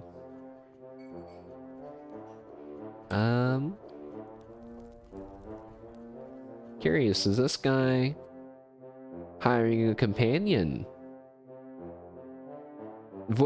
Wow. Spread around the world, you can find some formidable warriors ready to join you in the quest to defeat Alaloth. You can hire up to 4 companions, but only if they're of your same alignment. You can venture forth into fighting areas with a maximum of 2 companions. All these companions have their own special quest, with an intriguing backstory up to discover. Once you've recruited a companion, local co-op mode will be active unlocked. Oh. So there is co-op in this game. Next time you enter a fighting area, a companion selection screen will open. You can venture forth with up to two companions, each controlled by a different friend. Alternatively, they can be controlled by AI. Companions can be revived a certain number of times to fall in combat. Independently from all that, at each new FA, they will always be ready and available. And this is someone named Vaden. Look at the little lamb walking into the lion's den. Beware, stranger, you are now in the presence of a killer, a world shaker. That is the legacy of Baga. But now I hear you're quite the killer yourself. You've heard of me? Everyone is talking about champions, those who will bring the mighty Alaloth down. A bunch of Grankna, if you ask me. They pamper you up there in the capital. They tell you you're worthy of this quest, and they send you to die. What are you doing here? I stand by the well of Baga, a reminder of what happens when the good of nothing a reminder of what happens when the good-for-nothing nobility sticks its head in the ground and sends someone to do their dirty work. That's why I, Vaden, the scourge of the desolation, bend to no king, nor do I listen to the whispers of the matriarchs. May Alaloth swallow them whole. But I'll share your glory and show the world what I am capable of. Alright, welcome aboard, Vaden. Look at that. Now he was in one of the trailers. So is he a rogue? The realm will weep and scream as they hear my name, Vaden. Sure. Sure, Vaden. Let's take a little nap. 50 coins to heal up. Vaden, come on over here.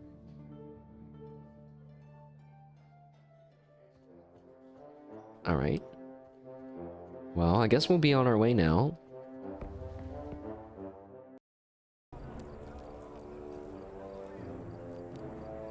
Turbag. Now listen. I'm all for taking a bunch of quests. But I also like to kind of limit how many quests I take at a time because I will get overwhelmed. Let's go drop off. Let's go back to that other town and turn in those two things and possibly talk to an orcish official.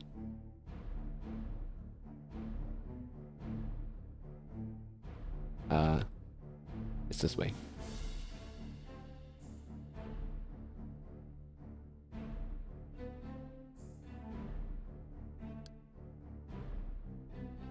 Maybe we need to go to the Mother's Lair instead? Let's start at the pit, though. Oh, yeah, yeah. Now they have little icons. There's like more little icons around.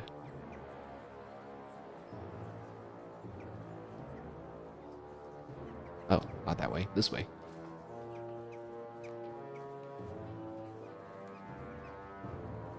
I mean, I think the game looks really, really nice.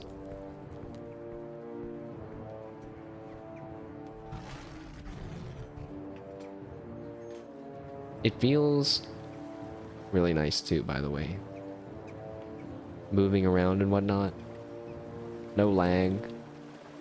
Turning and everything feels good. The only thing sometimes it's hard to maneuver around enemies. But like I just learned, sometimes it's just because you're targeting one. And you need to just switch. That's not the guy that I wanted to talk to. Where's that? Where was that guy? Oh, he was this way. He was this way.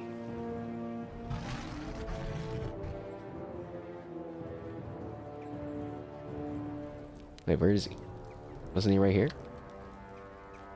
No, down.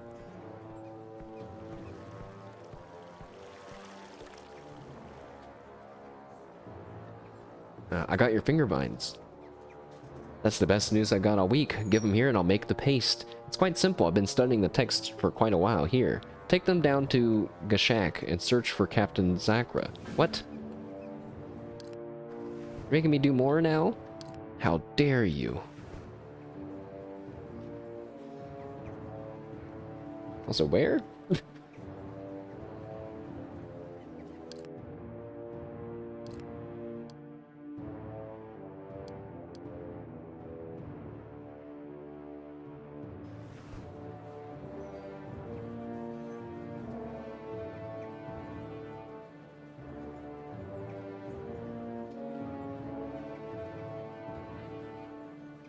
I'm tracking the quest, but I don't see it marked anywhere. Maybe that's just not how this game works. Let's go to the Shrieking Maw. No. This seems like the inn. But wait, maybe it's not. Duelik. More quests.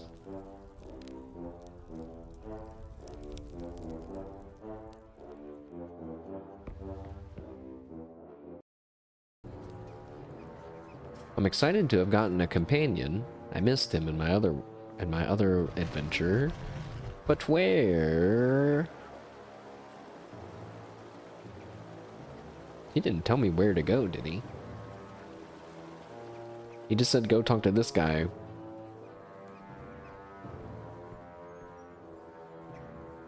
Presumably, though, maybe they'll be in the Mother's Lair. Here's another quest. Wait. That name sounds familiar. Oh no, that's not it. Back out of that.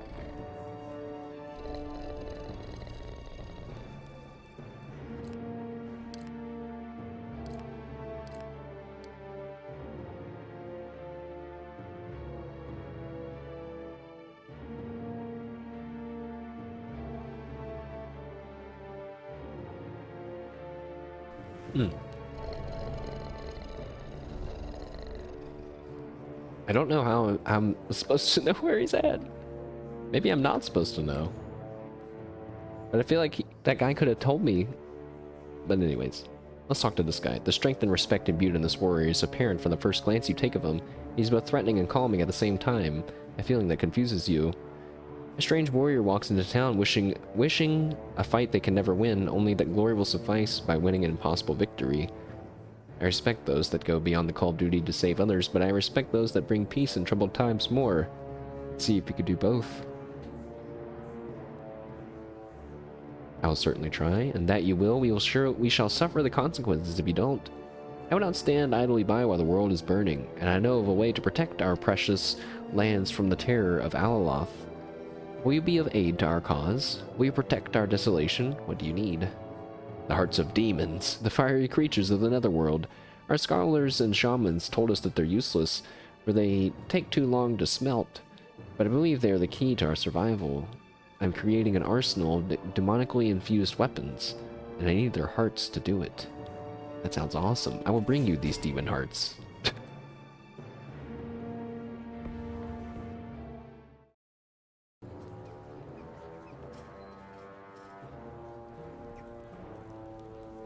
I do not know how to give the plans to an orc official.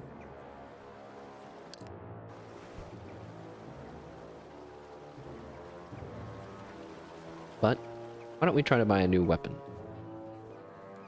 Or maybe armor. Oh, I guess he has the same stuff here still. What's crafting? Can we craft something? Oh, okay. You have to have some basic materials and whatnot.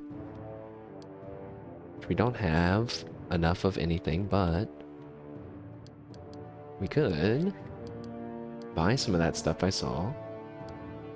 Wind Wolf. So this is sick, actually, because, you know, they were saying some forges and blacksmiths in different lands give different things. It'd be very exciting to, like, find a blacksmith that sells some rare armors or weapons. And also, this guy, I think, is selling mounts. Let me guess, planning a journey across Pomen, and you need a good horse to do so. Yes. Yes. Oh, they're expensive, though. They're all horses.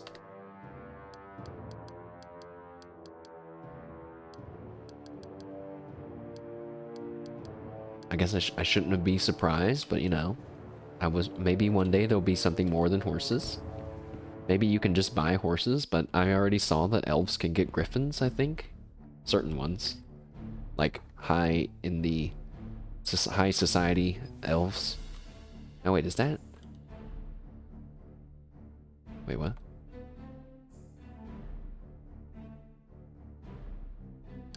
If I look at my journal. Wait, the righteous flame. Oh wait, quite 25 demon hearts. No, no, no. To Zakra, Orcish official. Bring the Dreamcatcher to Balak Mall. Yeah, Balak Mall is up there. Are those the names of all these names of just places? Like Zakra, is that the name of a place?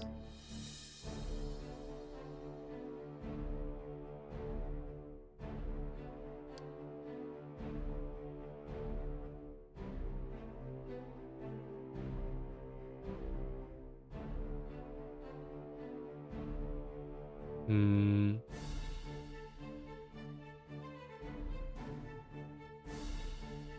I don't see any place named Zakra. No, I think that's definitely the person, but it's okay. I guess most towns kind of only have like 1 or 2 buildings. We can probably just check them all out. Which we should probably do anyway. Oh yeah, what is this, by the way? A sanctuary? I think that's like a respawn. Also, I remember seeing a complaint. They were like, you can't look around the map without, like, and the game be paused. Time's always moving on the map. Wrong. Wrong. What is this? The Spore of Gorbag? It's a giant horseshoe-looking stamp. Orcs have sought ways to channel the water to their town. That sounds so cool. I want to go look at that too. Alright, first.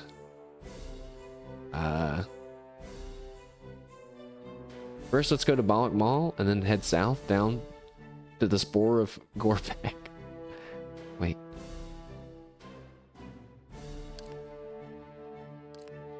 Okay. I see it. The quest name appears when I hover over the city. So we should hit these 2 towns. Boom, bam. Let's go. Follow the path for a little bit of extra speed. Now you can't be attacked by monsters and stuff. I got attacked by monsters a lot earlier. There's not a lot of monsters around though. Go in here. A vibrant small town, Balak Mall prospers from increased trade and culture from the human kingdom and wide roads that allow it to be connected to the rest of Baga. The local clan, Cheedbeak, descended from the legendary Dregair. Once a proud clan, now fallen to hard times and rumors of the spectral circle among them. This could spell dire consequence to the region.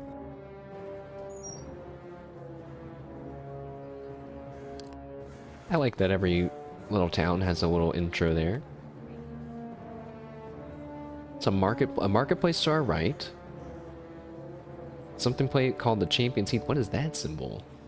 A red, looks like a jar?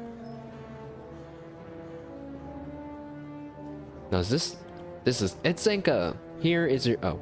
Wait, no, this is, you're not the person that wants the paste, but excuse me, I'm sorry to interrupt your day. I wonder if you crossed paths with a warrior near the Neverwoods. She's tall, wears her hair in a long and braided ponytail. You wouldn't miss her.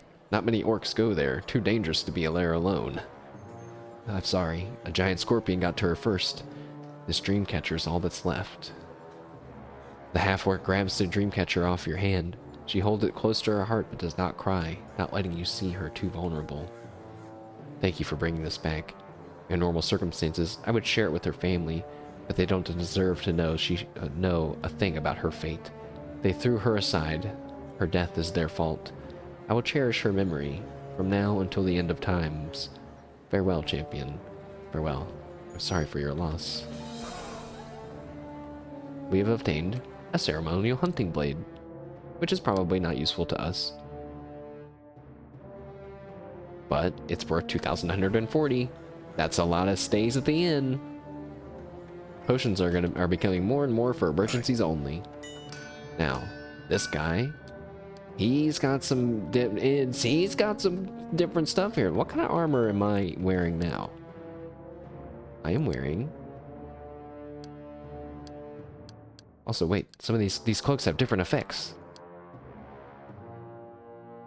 Alright, I'm putting on the yellow one then.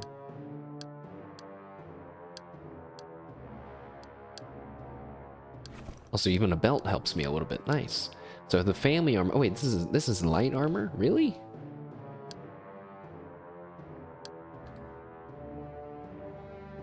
We're at 60 out of 80 on our weight. Is it my weapon that's so heavy? My weapon weighs... Actually, it doesn't say. Wait. Oh, that's weird. The other ones have weight. This one says 11, 3, 5. This doesn't have any weight.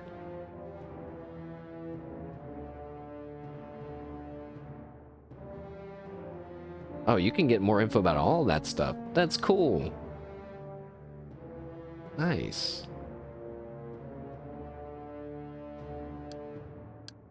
Okay. Well, I guess, you know, let's put more snake meat in our pocket.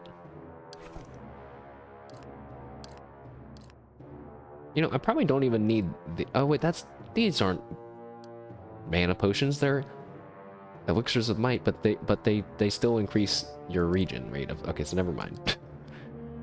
Take it back. I take back my realization.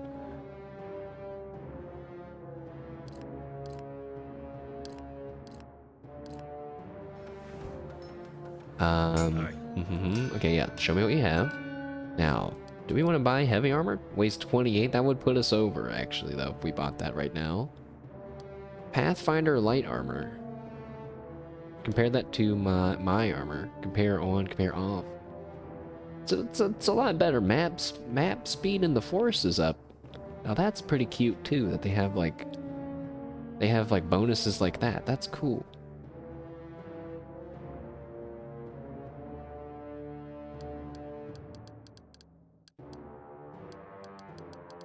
Okay, nothing that I want to buy.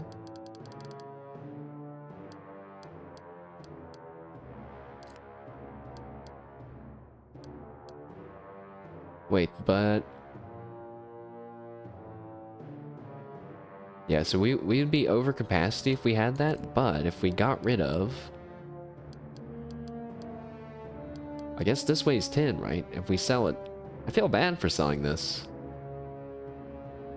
Yeah, the item is unique and you won't be able to make another one.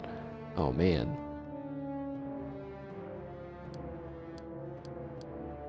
Does it always say that though? I mean, I don't think I need them. The sword, it just looks cool. It just there'll be cooler ones. And we need them. Wait, do we need the money? What about this thing? I like how he's not willing to pay full price.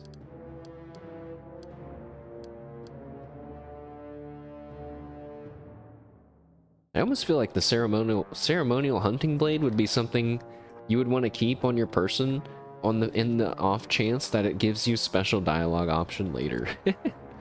Right, I'm just gonna sell. I'm gonna sell it. I'm gonna sell it. I'm gonna sell it, even though I don't want to click it. I've got to sell it. I can't. But wait, what? Maybe if I tempt myself by what I was gonna buy instead. But yeah. It's the armor. An armor made in honor of Ryza, who guided his people away from the city and saved them from a dragon's attack.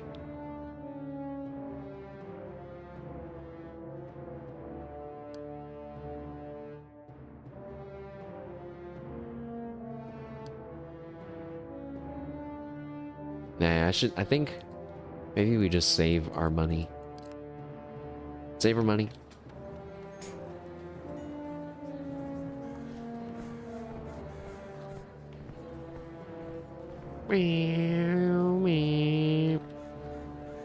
No bounties? Oh yeah, what is this? Sharn Shade Bake? I forgot how the narrator said it already. That's close enough, champion. Wouldn't want your mission to end so soon. Sharn, son of Shadebeak, here to make sure that you know your place in the city. You're not a noble. You're not a king. You're a soldier, and you should be on your best behavior. We're not here to cause trouble. Good. Last thing we need is one of you champions getting too big for your own boots. Just remember, there are a lot of warriors better than you who are not chosen for this sacred duty. Humble yourself before you end up like Baga. I'll keep that in mind. Oh, he was just a champion. Right. Well. Don't worry. Oh, thought that was the floor. Don't worry about it, lad. I won't get too big for my boots. We will probably die before that happens. Hey, I just realized we haven't died yet. That's incredible. Let's head on over to Gashak. A twin to the city of Hashak that rose at the same time. Gashak exists comfortably close to Larister and the 100 Masts Lake, making the climate a little gentler to its inhabitants. Elves, although, prefer to skip this town on their way to the desolation in favor of another. The ruling clan, the Noshtal, were slaves who rose up against their masters and broke their shackles. They will never let anyone cage them again. So I guess every little faction seems to have their own town or settlement, maybe. And Mountain Chains is pretty cool. I think the guy we want is... Whoa, super cool, actually. Look at that. That's awesome. Is this the guy we want? No. I don't want to hear about your troubles, sir. Sweet, welcome. Hello, man. Glad to see you. We're checking out a new game today. It's called Alaloth, Champions of the Four Kingdom, which I kind of forget the name because it's long, but... The TLDR, there is an evil guy named Alaloth. That's not him, even though maybe you might think that that's him, this giant statue. Big evil guy named Alaloth. He's plaguing the land with evil magics, and he's killed gods. There are humans, dwarfs, elves, and orcs. And each kingdom has sent out champions to recover 4 legendary shards that will be used to access the Valley of Storms where Alaloth lives, so that we can kill him. I am one of the orc champions. And in our game, there's 2 ways to play the game. You can be solo, where you're the chosen one and that's it. Or you can play where there are AI champions as well who are kind of competing against you, which is super cool. Also, oh my goodness. KDBXD, look at that. Thank you, Automod, stopping that business. Get out of here. Oh. I had to click out. But, anyways. 4 races. Champions. Fighting to get shards and like land and these things called fighting areas. Kill the big bad guy. Boom. So it is really cool. It's a really super cool game. Right now we just did some dungeons and quests, and now I'm like trying to find where we turn in all these quests. And I just got to a new city, and I'm not taking that quest. I want to turn in this quest, and I want to go do some generic get some more generic fighting with our new companion that is, I'm realizing, is not running around with us. That would be nice if he was. Oh my god, there's people on spikes for a second. let's just disregard that. Hey, is that another companion? A shady figure with an elegantly trimmed beard watches you carefully as you approach. Eston, can't a poor old man enjoy his drink peacefully? Find yourself another table. I'll be on my way then. He must not be morally aligned with us, Vaden. Also, Vaden's right here. The vicious exile plays with his knife, looking around with him with bloodlust and glee. His malicious grin unnerves even the bravest warrior in all of Baga. He signals you to come closer with a flick of his head. You know the true rite of passage for an exile like me? The day you put your own mother in the ground. What the... Some call it matricide. I call it justice. All of my exiles have to do exactly that to join the collective. No cowards allowed in. So you're a bunch of mother killers then. I like how...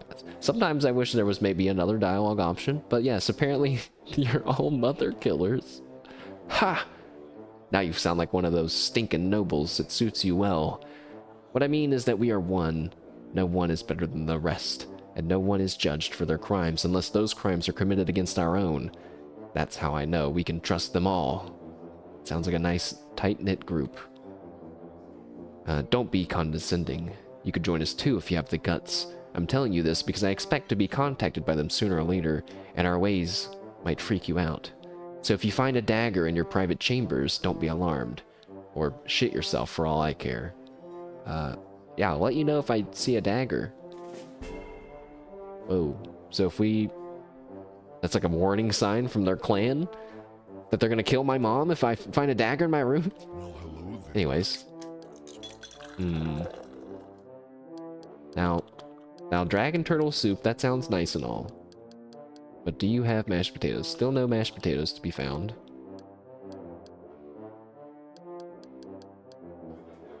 Maybe one day. I don't think that this place has the...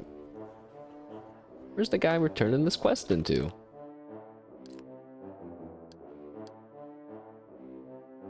It was this one, right? Gotta give some paste to some guy named Zakra. Paste that we ourselves crafted.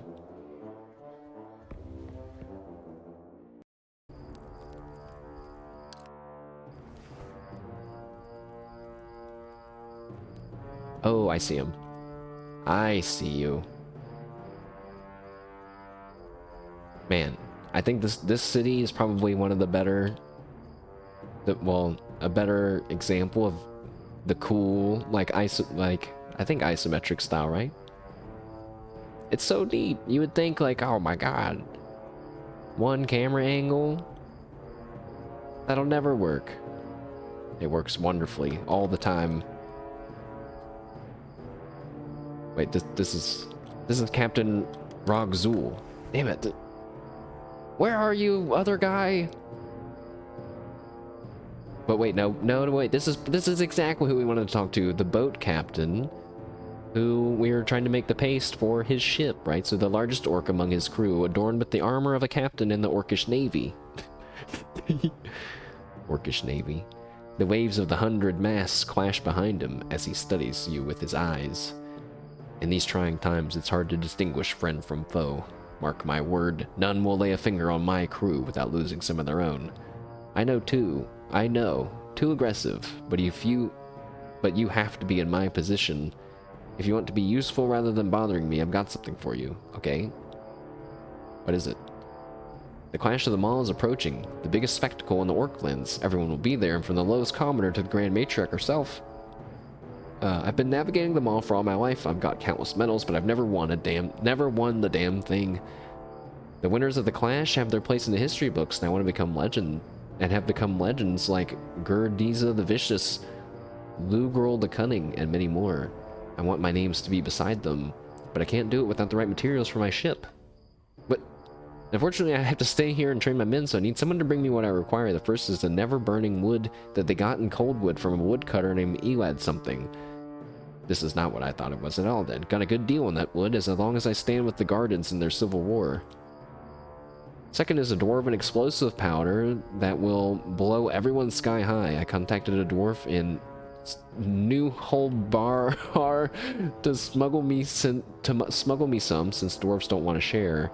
And lastly, the blueprints of an elven ship. Those things are works of beauty, and an elfin Thoraris has acquired some for me. I will agree to do this quest in the belief that you are the person that I'm supposed to give this stuff to, but I don't think you are you? It's not. Dang it. Oh wait, I bet I know what's going on. I bet it has to be daytime. He's probably asleep. And if that's not what it is, I'm gonna be upset. And if that's the case, I don't want to waste money sleeping when we're at full health, so let's go and kill some stuff. Come on, Vaden. You and your mother killing. That's so weird to just drop out of nowhere like that, man. You gotta, like... You gotta prepare me for those kinds of conversations. I guess we'll go around. I don't know what Arrowtooth is, but it's a point of interest. It's like a meeting point for orcs or something. I think I'm supposed to kill some skeletons. Oh, those guys killed him. That's fine. Is there... Oh yeah, wait, we were supposed to go to the Spore of Gore bag because I wanted to see what that was, but I don't see any other places to conquer.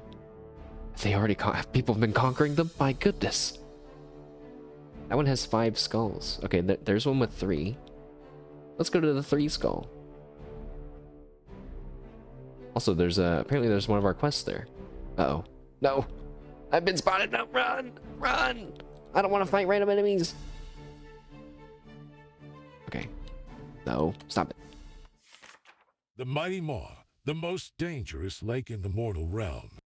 A dangerous Afflicted lake. by tremors beneath the surface and by untold poisons, the maw is only accessible for orcs to traverse by huge barges that withstand the pressure of the maw. That's awesome. In recent years, the shores of the maw have been overrun by dragon turtles, Oh, that's a not vicious awesome. abomination created by the god Xys.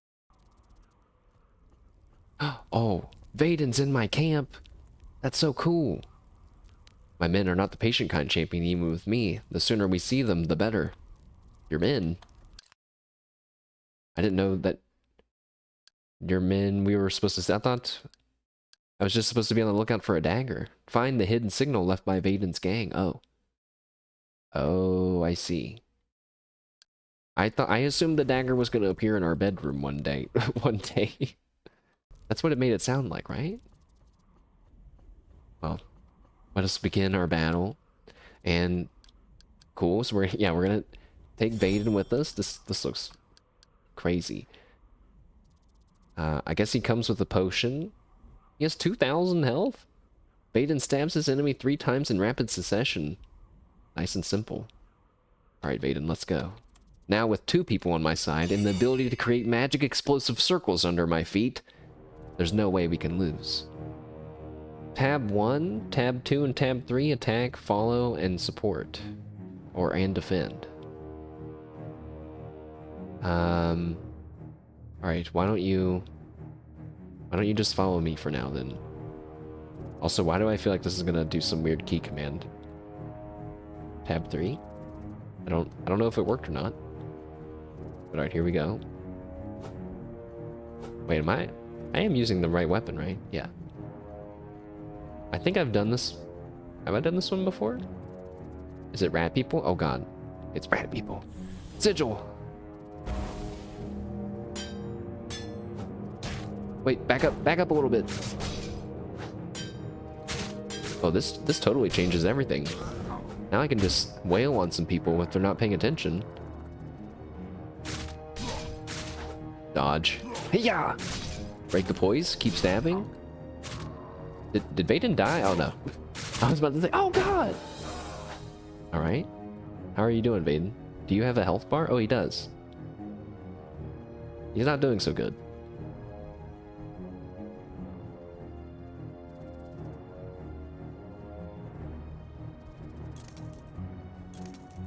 Alright, Vaden. Watch this. Watch and learn.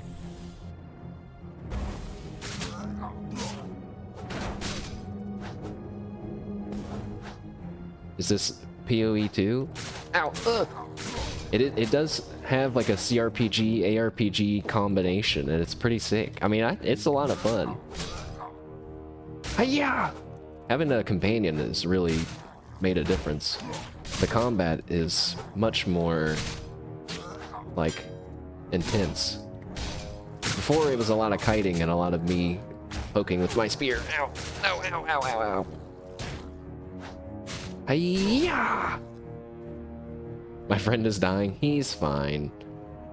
I don't really care if he dies. Actually, I do kind of care. He is technically my only friend in this world. But I don't really know how to help him. I guess if I had a healing spell. Oh. Now Baden. Now see, this is your fault why you're dying, Baden. You're going into a bad position. Magic user. Yeah. Dodge. Hiya. Oh, too slow. Baden's down. Uh-oh. Oh, I just attracted another group. Uh-oh. Dodge. Wait a second. Wait, I don't have any health potions. Wait. Baden! Dodge. He's up. Alright. The kiting begins. Never mind. Baden's tanking.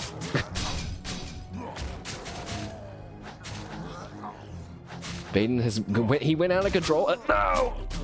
Baden, help me! Help! No!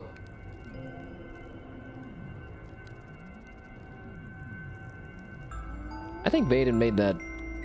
Okay, you know, he almost clutched it for us. But he kind of made it harder for me, because I feel like I wasn't paying it as much attention. Hey, wait. He's right here. Alright, Baden. I don't want to talk about that. Let's go. It said some of my stuff took durability damage. I actually I've never checked that, so...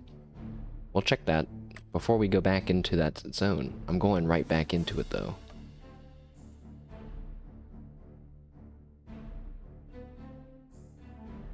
I've never actually played PoE 2. When I see PoE 2, I think Pillars of Eternity 2. But that's not right. Let's put... Wait, what? How come I couldn't heal then?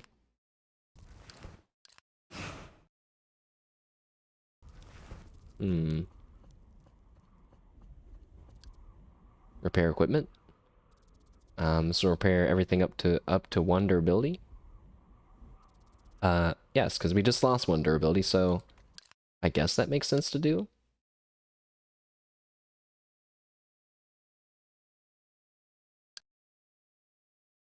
How do I see? No, it says 5 out of 5 there. It says 4 out of 4. So no, I'm not going to do that. Alright, again. Baden. Yeah, you're already selected. Okay. Also, if you can do local co-op with this, apparently, which is really cool. Just kind of like an unexpected thing. Alright, Baden. Now... I forget what the commands are already. Support me while I take on the enemy. Yeah. Let's try that out. Alright, Baden. Now watch. As the master fighter begins again. Sigil down. No, Baden. Stop. Damn it, Baden. Oh, I'm stunned.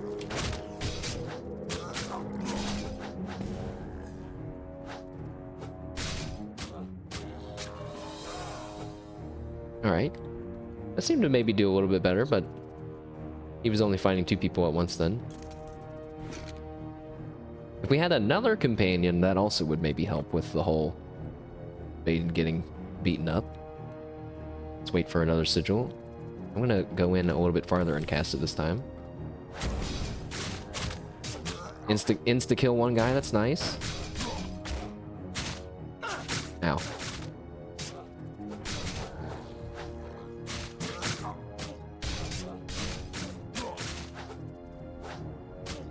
Keep swinging. Oh shit, he blocked it. Nice follow-up, Baden. I got this guy, Baden. Don't worry. Wait, I'm missing. Wait, I missed. Wait, shit. Wait, now he's beating me up. I don't want to talk about it. Oh, wait. We can go this way. A bridge fight? This is perfect for me. I got this, Baden. Don't... Oh, shit. Baden, stop. Stop. Stop. It's my turn. Get out of my way. Get out of my... Alright, let's go, Baden. Super speed. Uh-oh.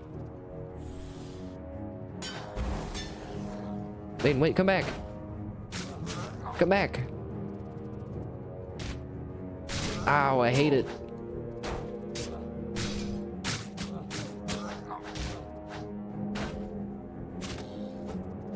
Why, Vaden? Why? You know what? That's fine. You can just go down. Face me. On my bridge.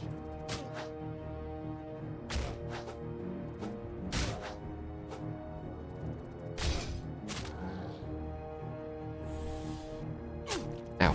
You dick.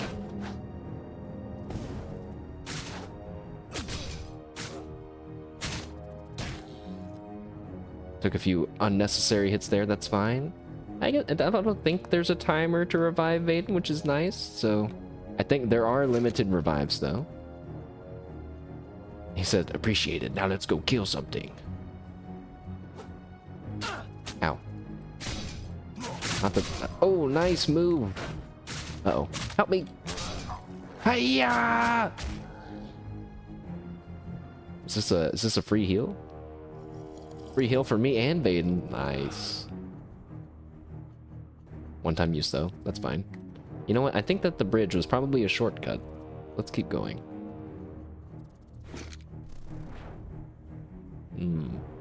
Two magic guys. Time to go in and kick their ass. Yeah! Get that one. Ow, ow, ow. All right.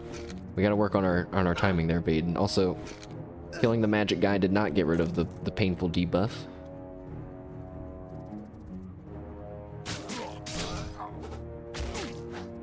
Ow. No, no.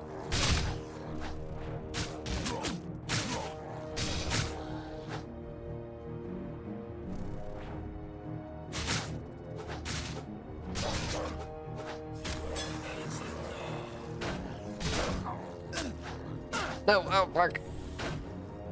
No. Fucking magic dick. Die. Yeah. Alright, I'm coming, Vaden. Wow.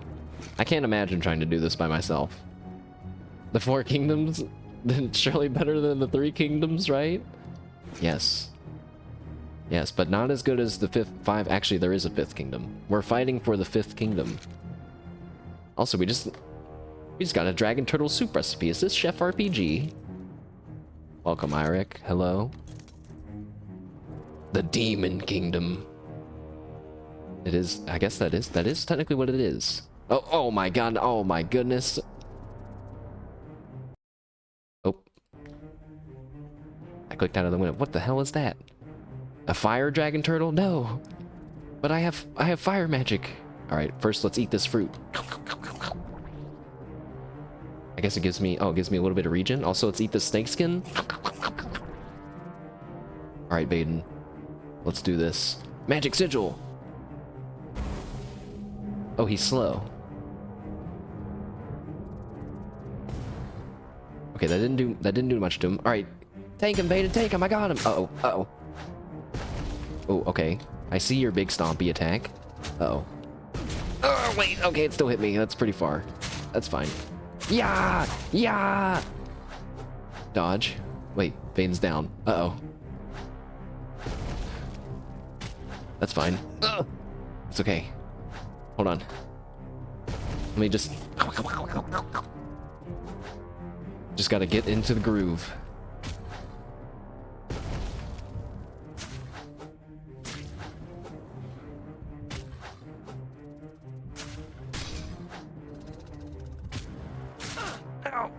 Uh-oh. No! Sigil!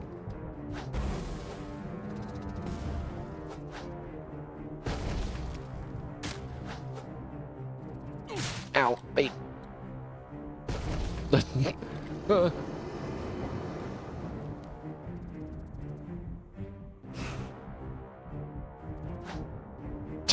Tune into Peepoo's stream right now. Right now? Right now? I can't right now. I can't right now. I hope she's singing the Skibbity song. Do it. All right, all right, I did it. I don't know if it's gonna play or not.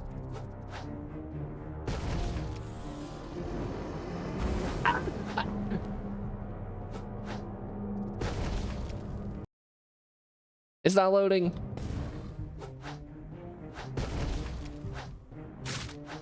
Stop. My flow has been disrupted. Ow.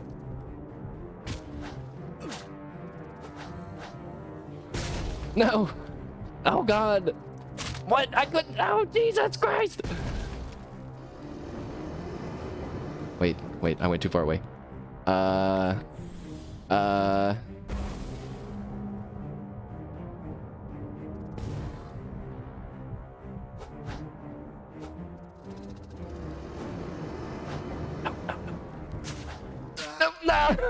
No!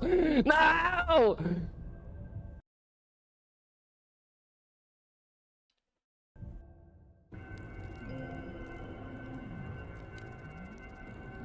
That's what I get. That's what I get for trying to listen. I should have just killed him first.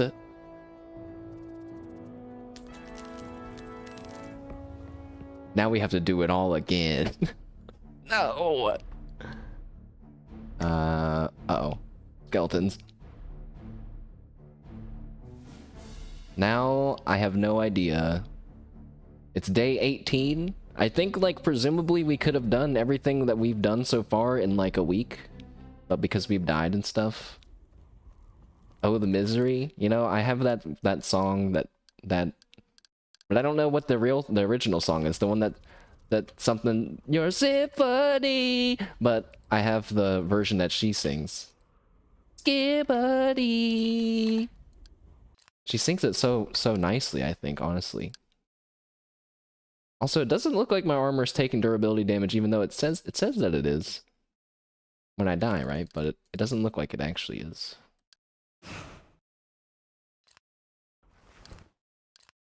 Put the snake meat in my pocket. How did I do that the last time, man? Oh, you have to be under equipment. Aha.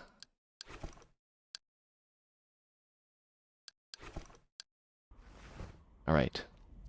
Again. I almost don't want to take him, but you know what?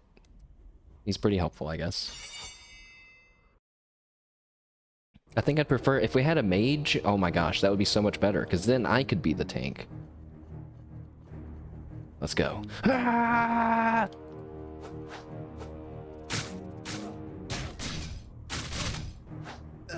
Big strikes, I said.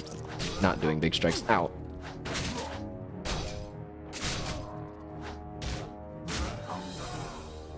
Alright. Admittedly, Vaden did a lot of the work there on that one.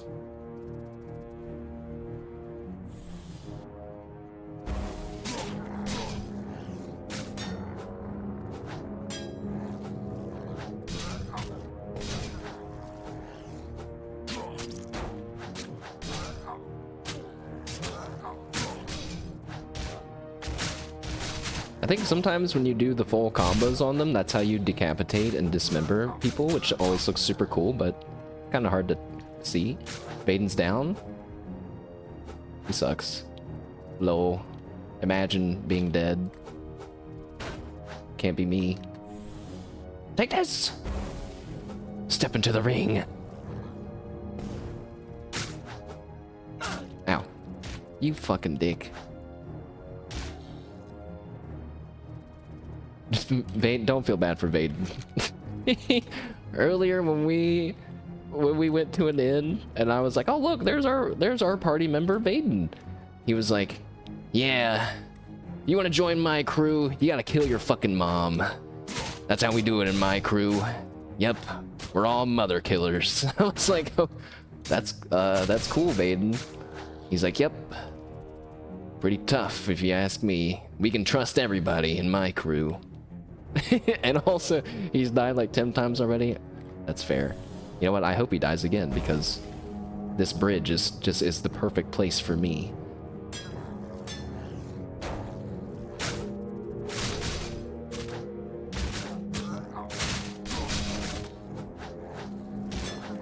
Use your special, Vaden. Do it. Or not. Ow.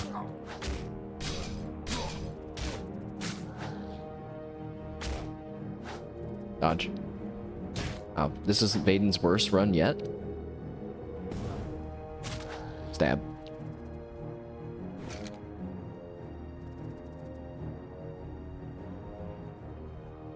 This game would be... Oh, and there was a full heal right there, Vaden. That's a shame. We'll come back for that. Let's fight these guys first. Yeah.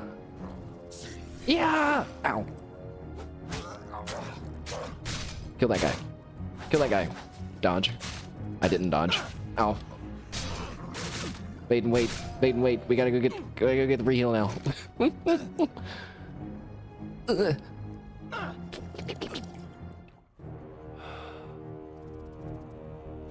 I like how the game feels. I like how I look and how the game feels when I sprint around. I feel very powerful, even though I'm not. Yeah. Poke attack. Ow. Maybe I just need to be more aggressive with Vaden. Break that guy's guard. Hurry. Kill him. Stab him. Kill him. Nice. 2v2. We can't be beat. Unless they have magic, like these guys. Wait, Vaden, just walk backwards, man.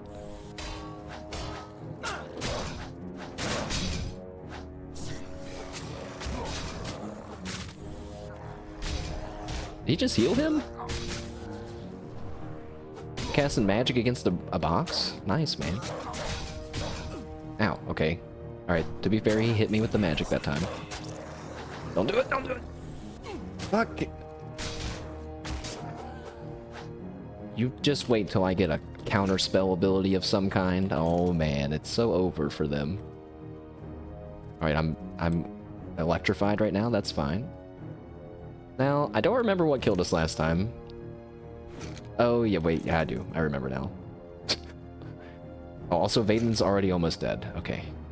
Good. You know what? That's fine. This can be our revenge match. Is this any good? I'm the only person playing it on Twitch and it came out today. Did it come out today? I thought it came out... I knew it came out very recently, but you know, Apex Rocket Land, thank you for your first chat message there, and I think it's pretty good. It's an ARPG, CRPG kind of mix. And right now, me and my orc friend Valen, who has killed his own mother and leads a gang of other mother killers, I am not in that gang. My mother is presumably alive and fine, are about to begin a little mini boss fight that I definitely didn't just lose a minute ago, and this is the first time that I'm fighting it, so here we go. Don't ask how I know all of its moves already, by the way. Vaden? Okay, now the only time I want Vaden to do stuff, he's just going in and not doing anything. And he's dead. Ah. No! It's so deadly. The stomp bite is so deadly. Stop. Leave me alone.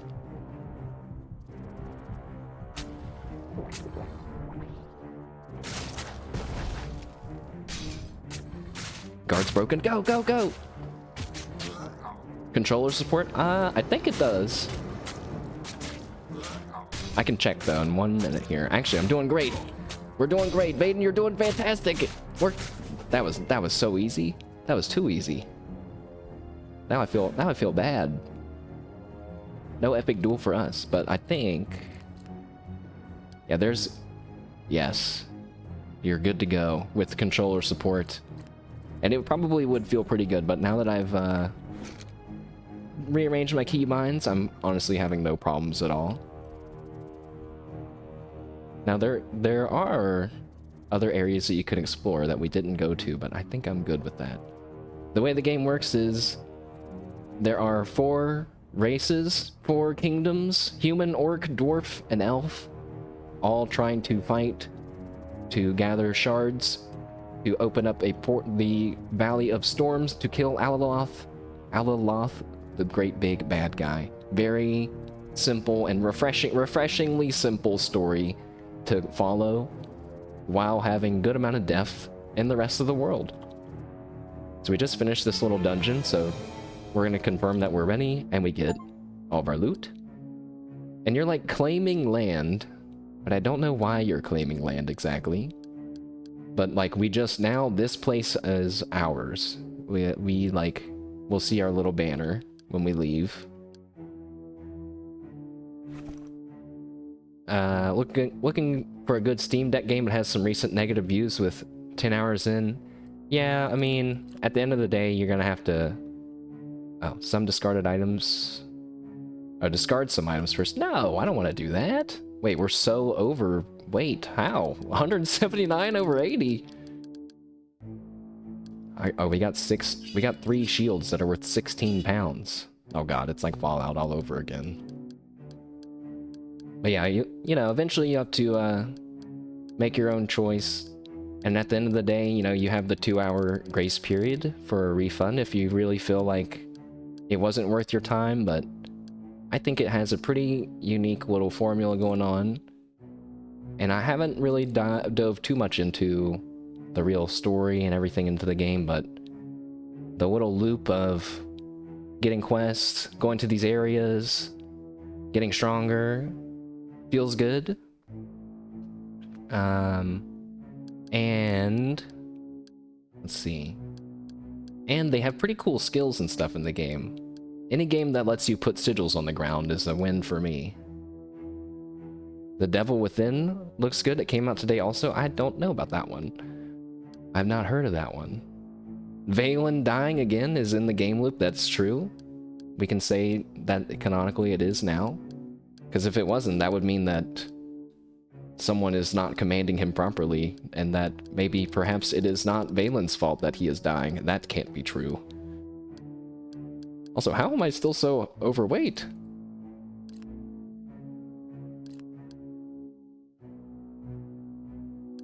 Well, what should I do about this? Oh, yeah, wait, we don't need these 3 swords that weigh 6. And we have a lot of raw fish. You know, I guess we'll get rid of the raw fish. You know, I'd rather get rid of raw fish over repair kits.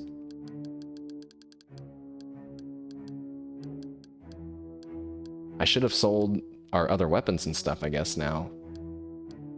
What else is... It's this large bone. A large bone. We'll probably find more large bones, chat. Let's not worry about that. And we can get rid of our cloaks, because I already have a cloak. That one's not any good. Alright. Good. A late night snack? Just not fat, just big bone? That's true. That's true, and we're not even big boned either. We don't even have that now. So we're good. Oh yeah, we got a level up. So here we can kind of show off the leveling. There are... I like how like it feels like simple. Like everything individually feels simple, but it all adds up and seems to kind of fuse together nicely. So like your stats, I mean you have 5 stats and there's 5 levels to them. It's pretty easy. You know, your traits, a lot of them are just like some of them give you special skills. Some of them give you like, you know, parry opportunity, you know, it gives you abilities or modifiers. You can also press B on a lot of these windows to see exactly what it does, which I'm a big fan of. But I already took one that gives me more focus regen speed, which is like your mana or stamina or etc. Some of these, though, are like stun resistance, bleeding resistance, ice resistance, and lightning resistance. They're kind of like self-explanatory. Don't have to put much thought into them. Your points between traits and proficiencies are shared, but proficiencies are also very easy to get based on what weapon you use, or what armor you use, or what type of magic you use. So it feels really like probably by the end of the game, you're going to have 2, maybe 3 different types of weapons, or like kind of classes you can rotate between, builds maybe you could say, yeah. And then under the Ways of Power, that's where you have like all your skills and stuff. And again, I'm realizing there's actually only 5 levels for each of these two, pretty simple. Melee focused ones, well, and more, I should say weapon focused ones maybe. Way of Arms, Way of Nature, Nature Magic, Druid Magic, even like kind of I'm not sure what you call bonder, but it's pretty cool. It has some pretty cool spells. Way of the Gods, healing, necromancy, shaman summoning magic, and kind of smiting paladin magic. Your fire, water, ice, earth, and lightning. And then kind of like more occult kind of magic. Gravity magic. Creating clones and cyclones, and what we have, creating runes. So, to me, I don't know, all of this is like exciting to me. I think it feels like a pretty good mix of things. It feels like an example of what I don't want to see would be like, you have to level up 3 times and get like hit a skill node, level up a skill node 3 times, and each time it's like plus 2% melee attack speed, plus 4% melee attack speed. It's like, no, just skip all that, and we're just focusing on like moves and abilities and that kind of stuff. And I'm sure that our items will give us those kind of bonuses that I was just mentioning. So we've cleared that one, and so yeah, it has a little flag there now. That belongs to our clan. But if I zoom out, the cool thing about this game is that there are, well, you don't have to play it this way, but there are other champions that are also claiming lands. And if I look around, I'm gonna see if I see any. I see a lot of these red flags, but I think the red flags are like the evil guys. Now this one has a sword over it. I don't know what that means. Okay, this one looks like it's been claimed by one of my enemies. I wonder, is there a way for me to see my enemies, the names of them? They have bios and everything, which is really cool. But it doesn't look like it. This is the whole map, by the way. It's like split into 4 corners, and then you have the 5th kingdom in the middle. I don't actually know, like, I don't know how you know when it's time to go to the 5th kingdom. I guess you have to have all of the shards, right? So I guess you'd start doing your area, and then you go into other areas. But what happens whenever all the areas are cleared and you don't have all the shards? Do you have to kill the other champions? And what happens if you're playing by yourself? Actually, I guess if you're playing by yourself, then you would just eventually clear out every area. I hope that there is a either join or kill the other champions type of thing that's going on, because that would be very cool. Because that could kind of happen like at any point in your game, it feels like. So we just cleared that 3 skull one there. And admittedly, it was kind of hard. Let's go to this 4 skull one now. I'm sure it'll be fine. Wait, we're being attacked by a swarm of goblins? We die for the horde. We die for future spawn. We not scared of mortals. We kill, we butcher, and eat. We show mortal what goblin strength be when we tear you to pieces. Maiden? Any thoughts? Nice gorge. You could say it's gorgeous. Can you believe that you get this kind of entertainment for free, chat? For free! Incredible. Die, wizard. Wait, no. He's using the ancient tactic of running. And it's working. Ow. Wait, he's a healer. Ow. Get back here, Archer. I wish I had a running attack so bad. Maybe I should get the charge. Hi-ya! Yeah! Hi-ya? Oh. Nice, Valen. Vernon Blossom. Is this a trinket? I'll take it. Wait, I'll take all of that. Wait, we're overweight capacity again. Damn it! Drop this meat. Actually, drop the pie. We don't know how to make pie. All right, and then drop some meat.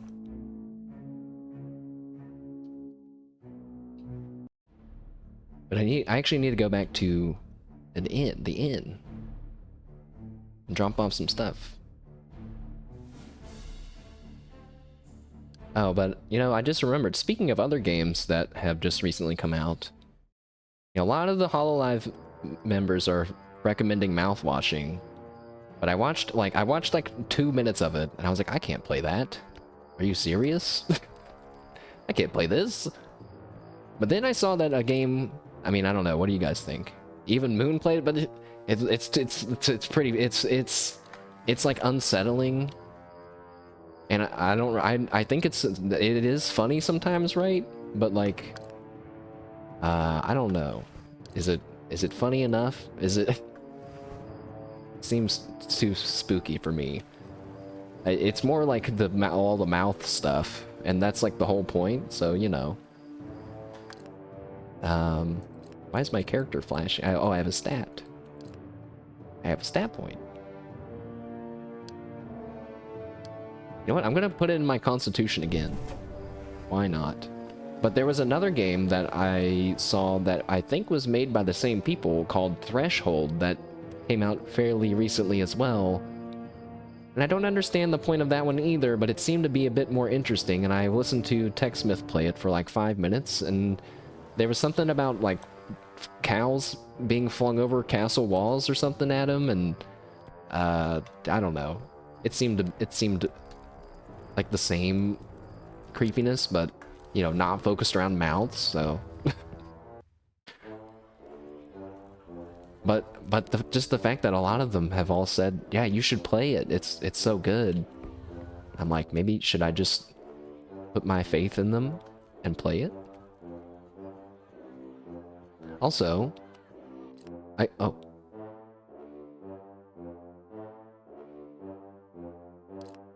yes, stash these things, stash these weapons and things.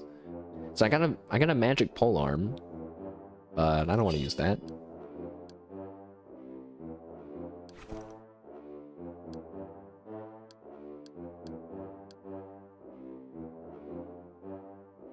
Huh. Alright, you know what? I'll just put away all these, what I think are, like, crafting items for now. Except for the food.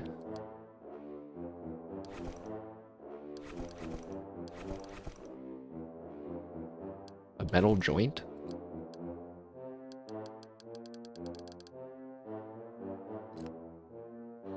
And then if I look at my trinkets, where's that at? What? No trinkets available? Then what are these things?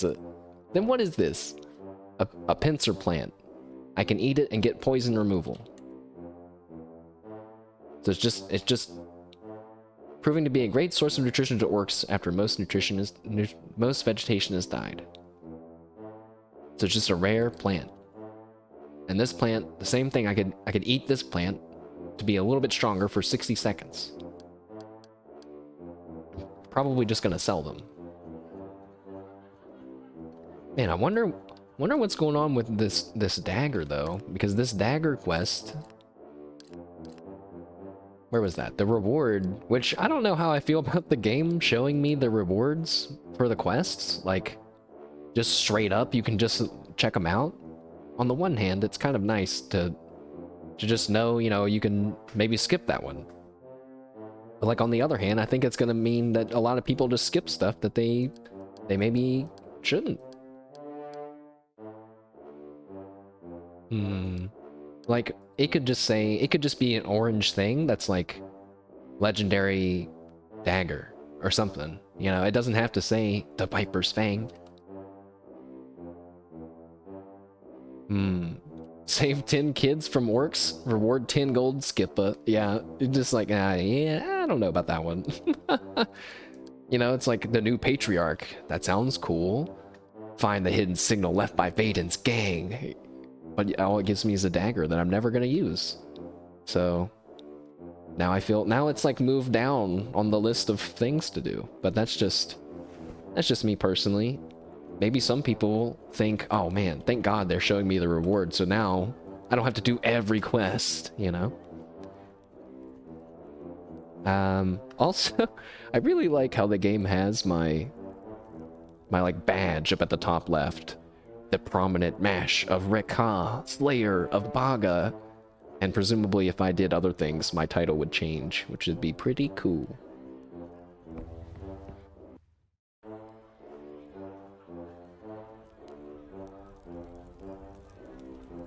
Let's see. I did want to mention, yeah, we're just checking out a new game today because I realized in my Stellaris game, guys, I lost. I lost just so long ago, so many streams ago. Biba's singing the song that I wanted. That's something symphony. I don't know the name of that song, but you know what? I'll put it on.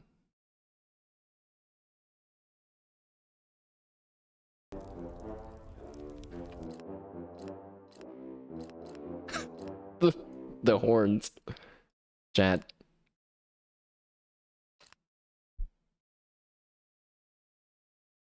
Hopefully, it's called Symphony. Well, it's called Skibbity now. Skibbity! Chat.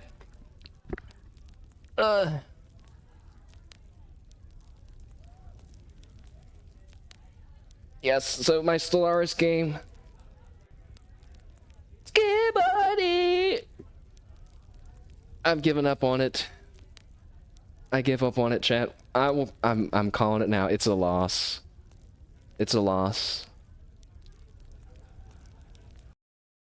I'll take the loss, big loss. And you know, the reason why is not because we can't win.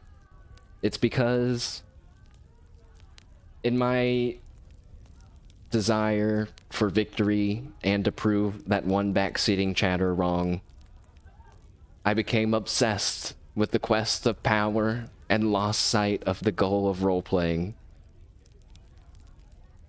and sacrificed hundreds of people to a scientific juicing machine, killing them for the sake of progress. How could I become so misled? The union of systems has fallen. It would be a hollow victory if we were to finish now. Ski buddy!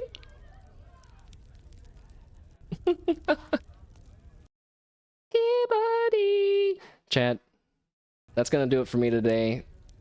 Sorry for those that have tuned in and maybe wanted to check out some of this game, but I want to go ahead and check out Subaru's talk show, of course. Now it's a little bit earlier because of whatever, savings time, fallback, whatever time. I appreciate you all, though, still, for jumping in and hanging out, even if it's just for a minute or two. And tomorrow, I'm not sure what the plan is, but it'll be the last stream before I go on holiday break. Won't be back until New Year's, so hopefully you all will pop in, and we will think of something fun to do, hopefully. Again, this game has just come out, chat. Alaloth, Champions of the Four Kingdoms. Maybe check it out if you've liked what you've seen. I think I'll probably play more of it off stream tonight, and maybe we'll continue when I'm back. Thank you all again, and I will see you tomorrow. Have a good night. Goodbye, chat. Thank you. Goodbye.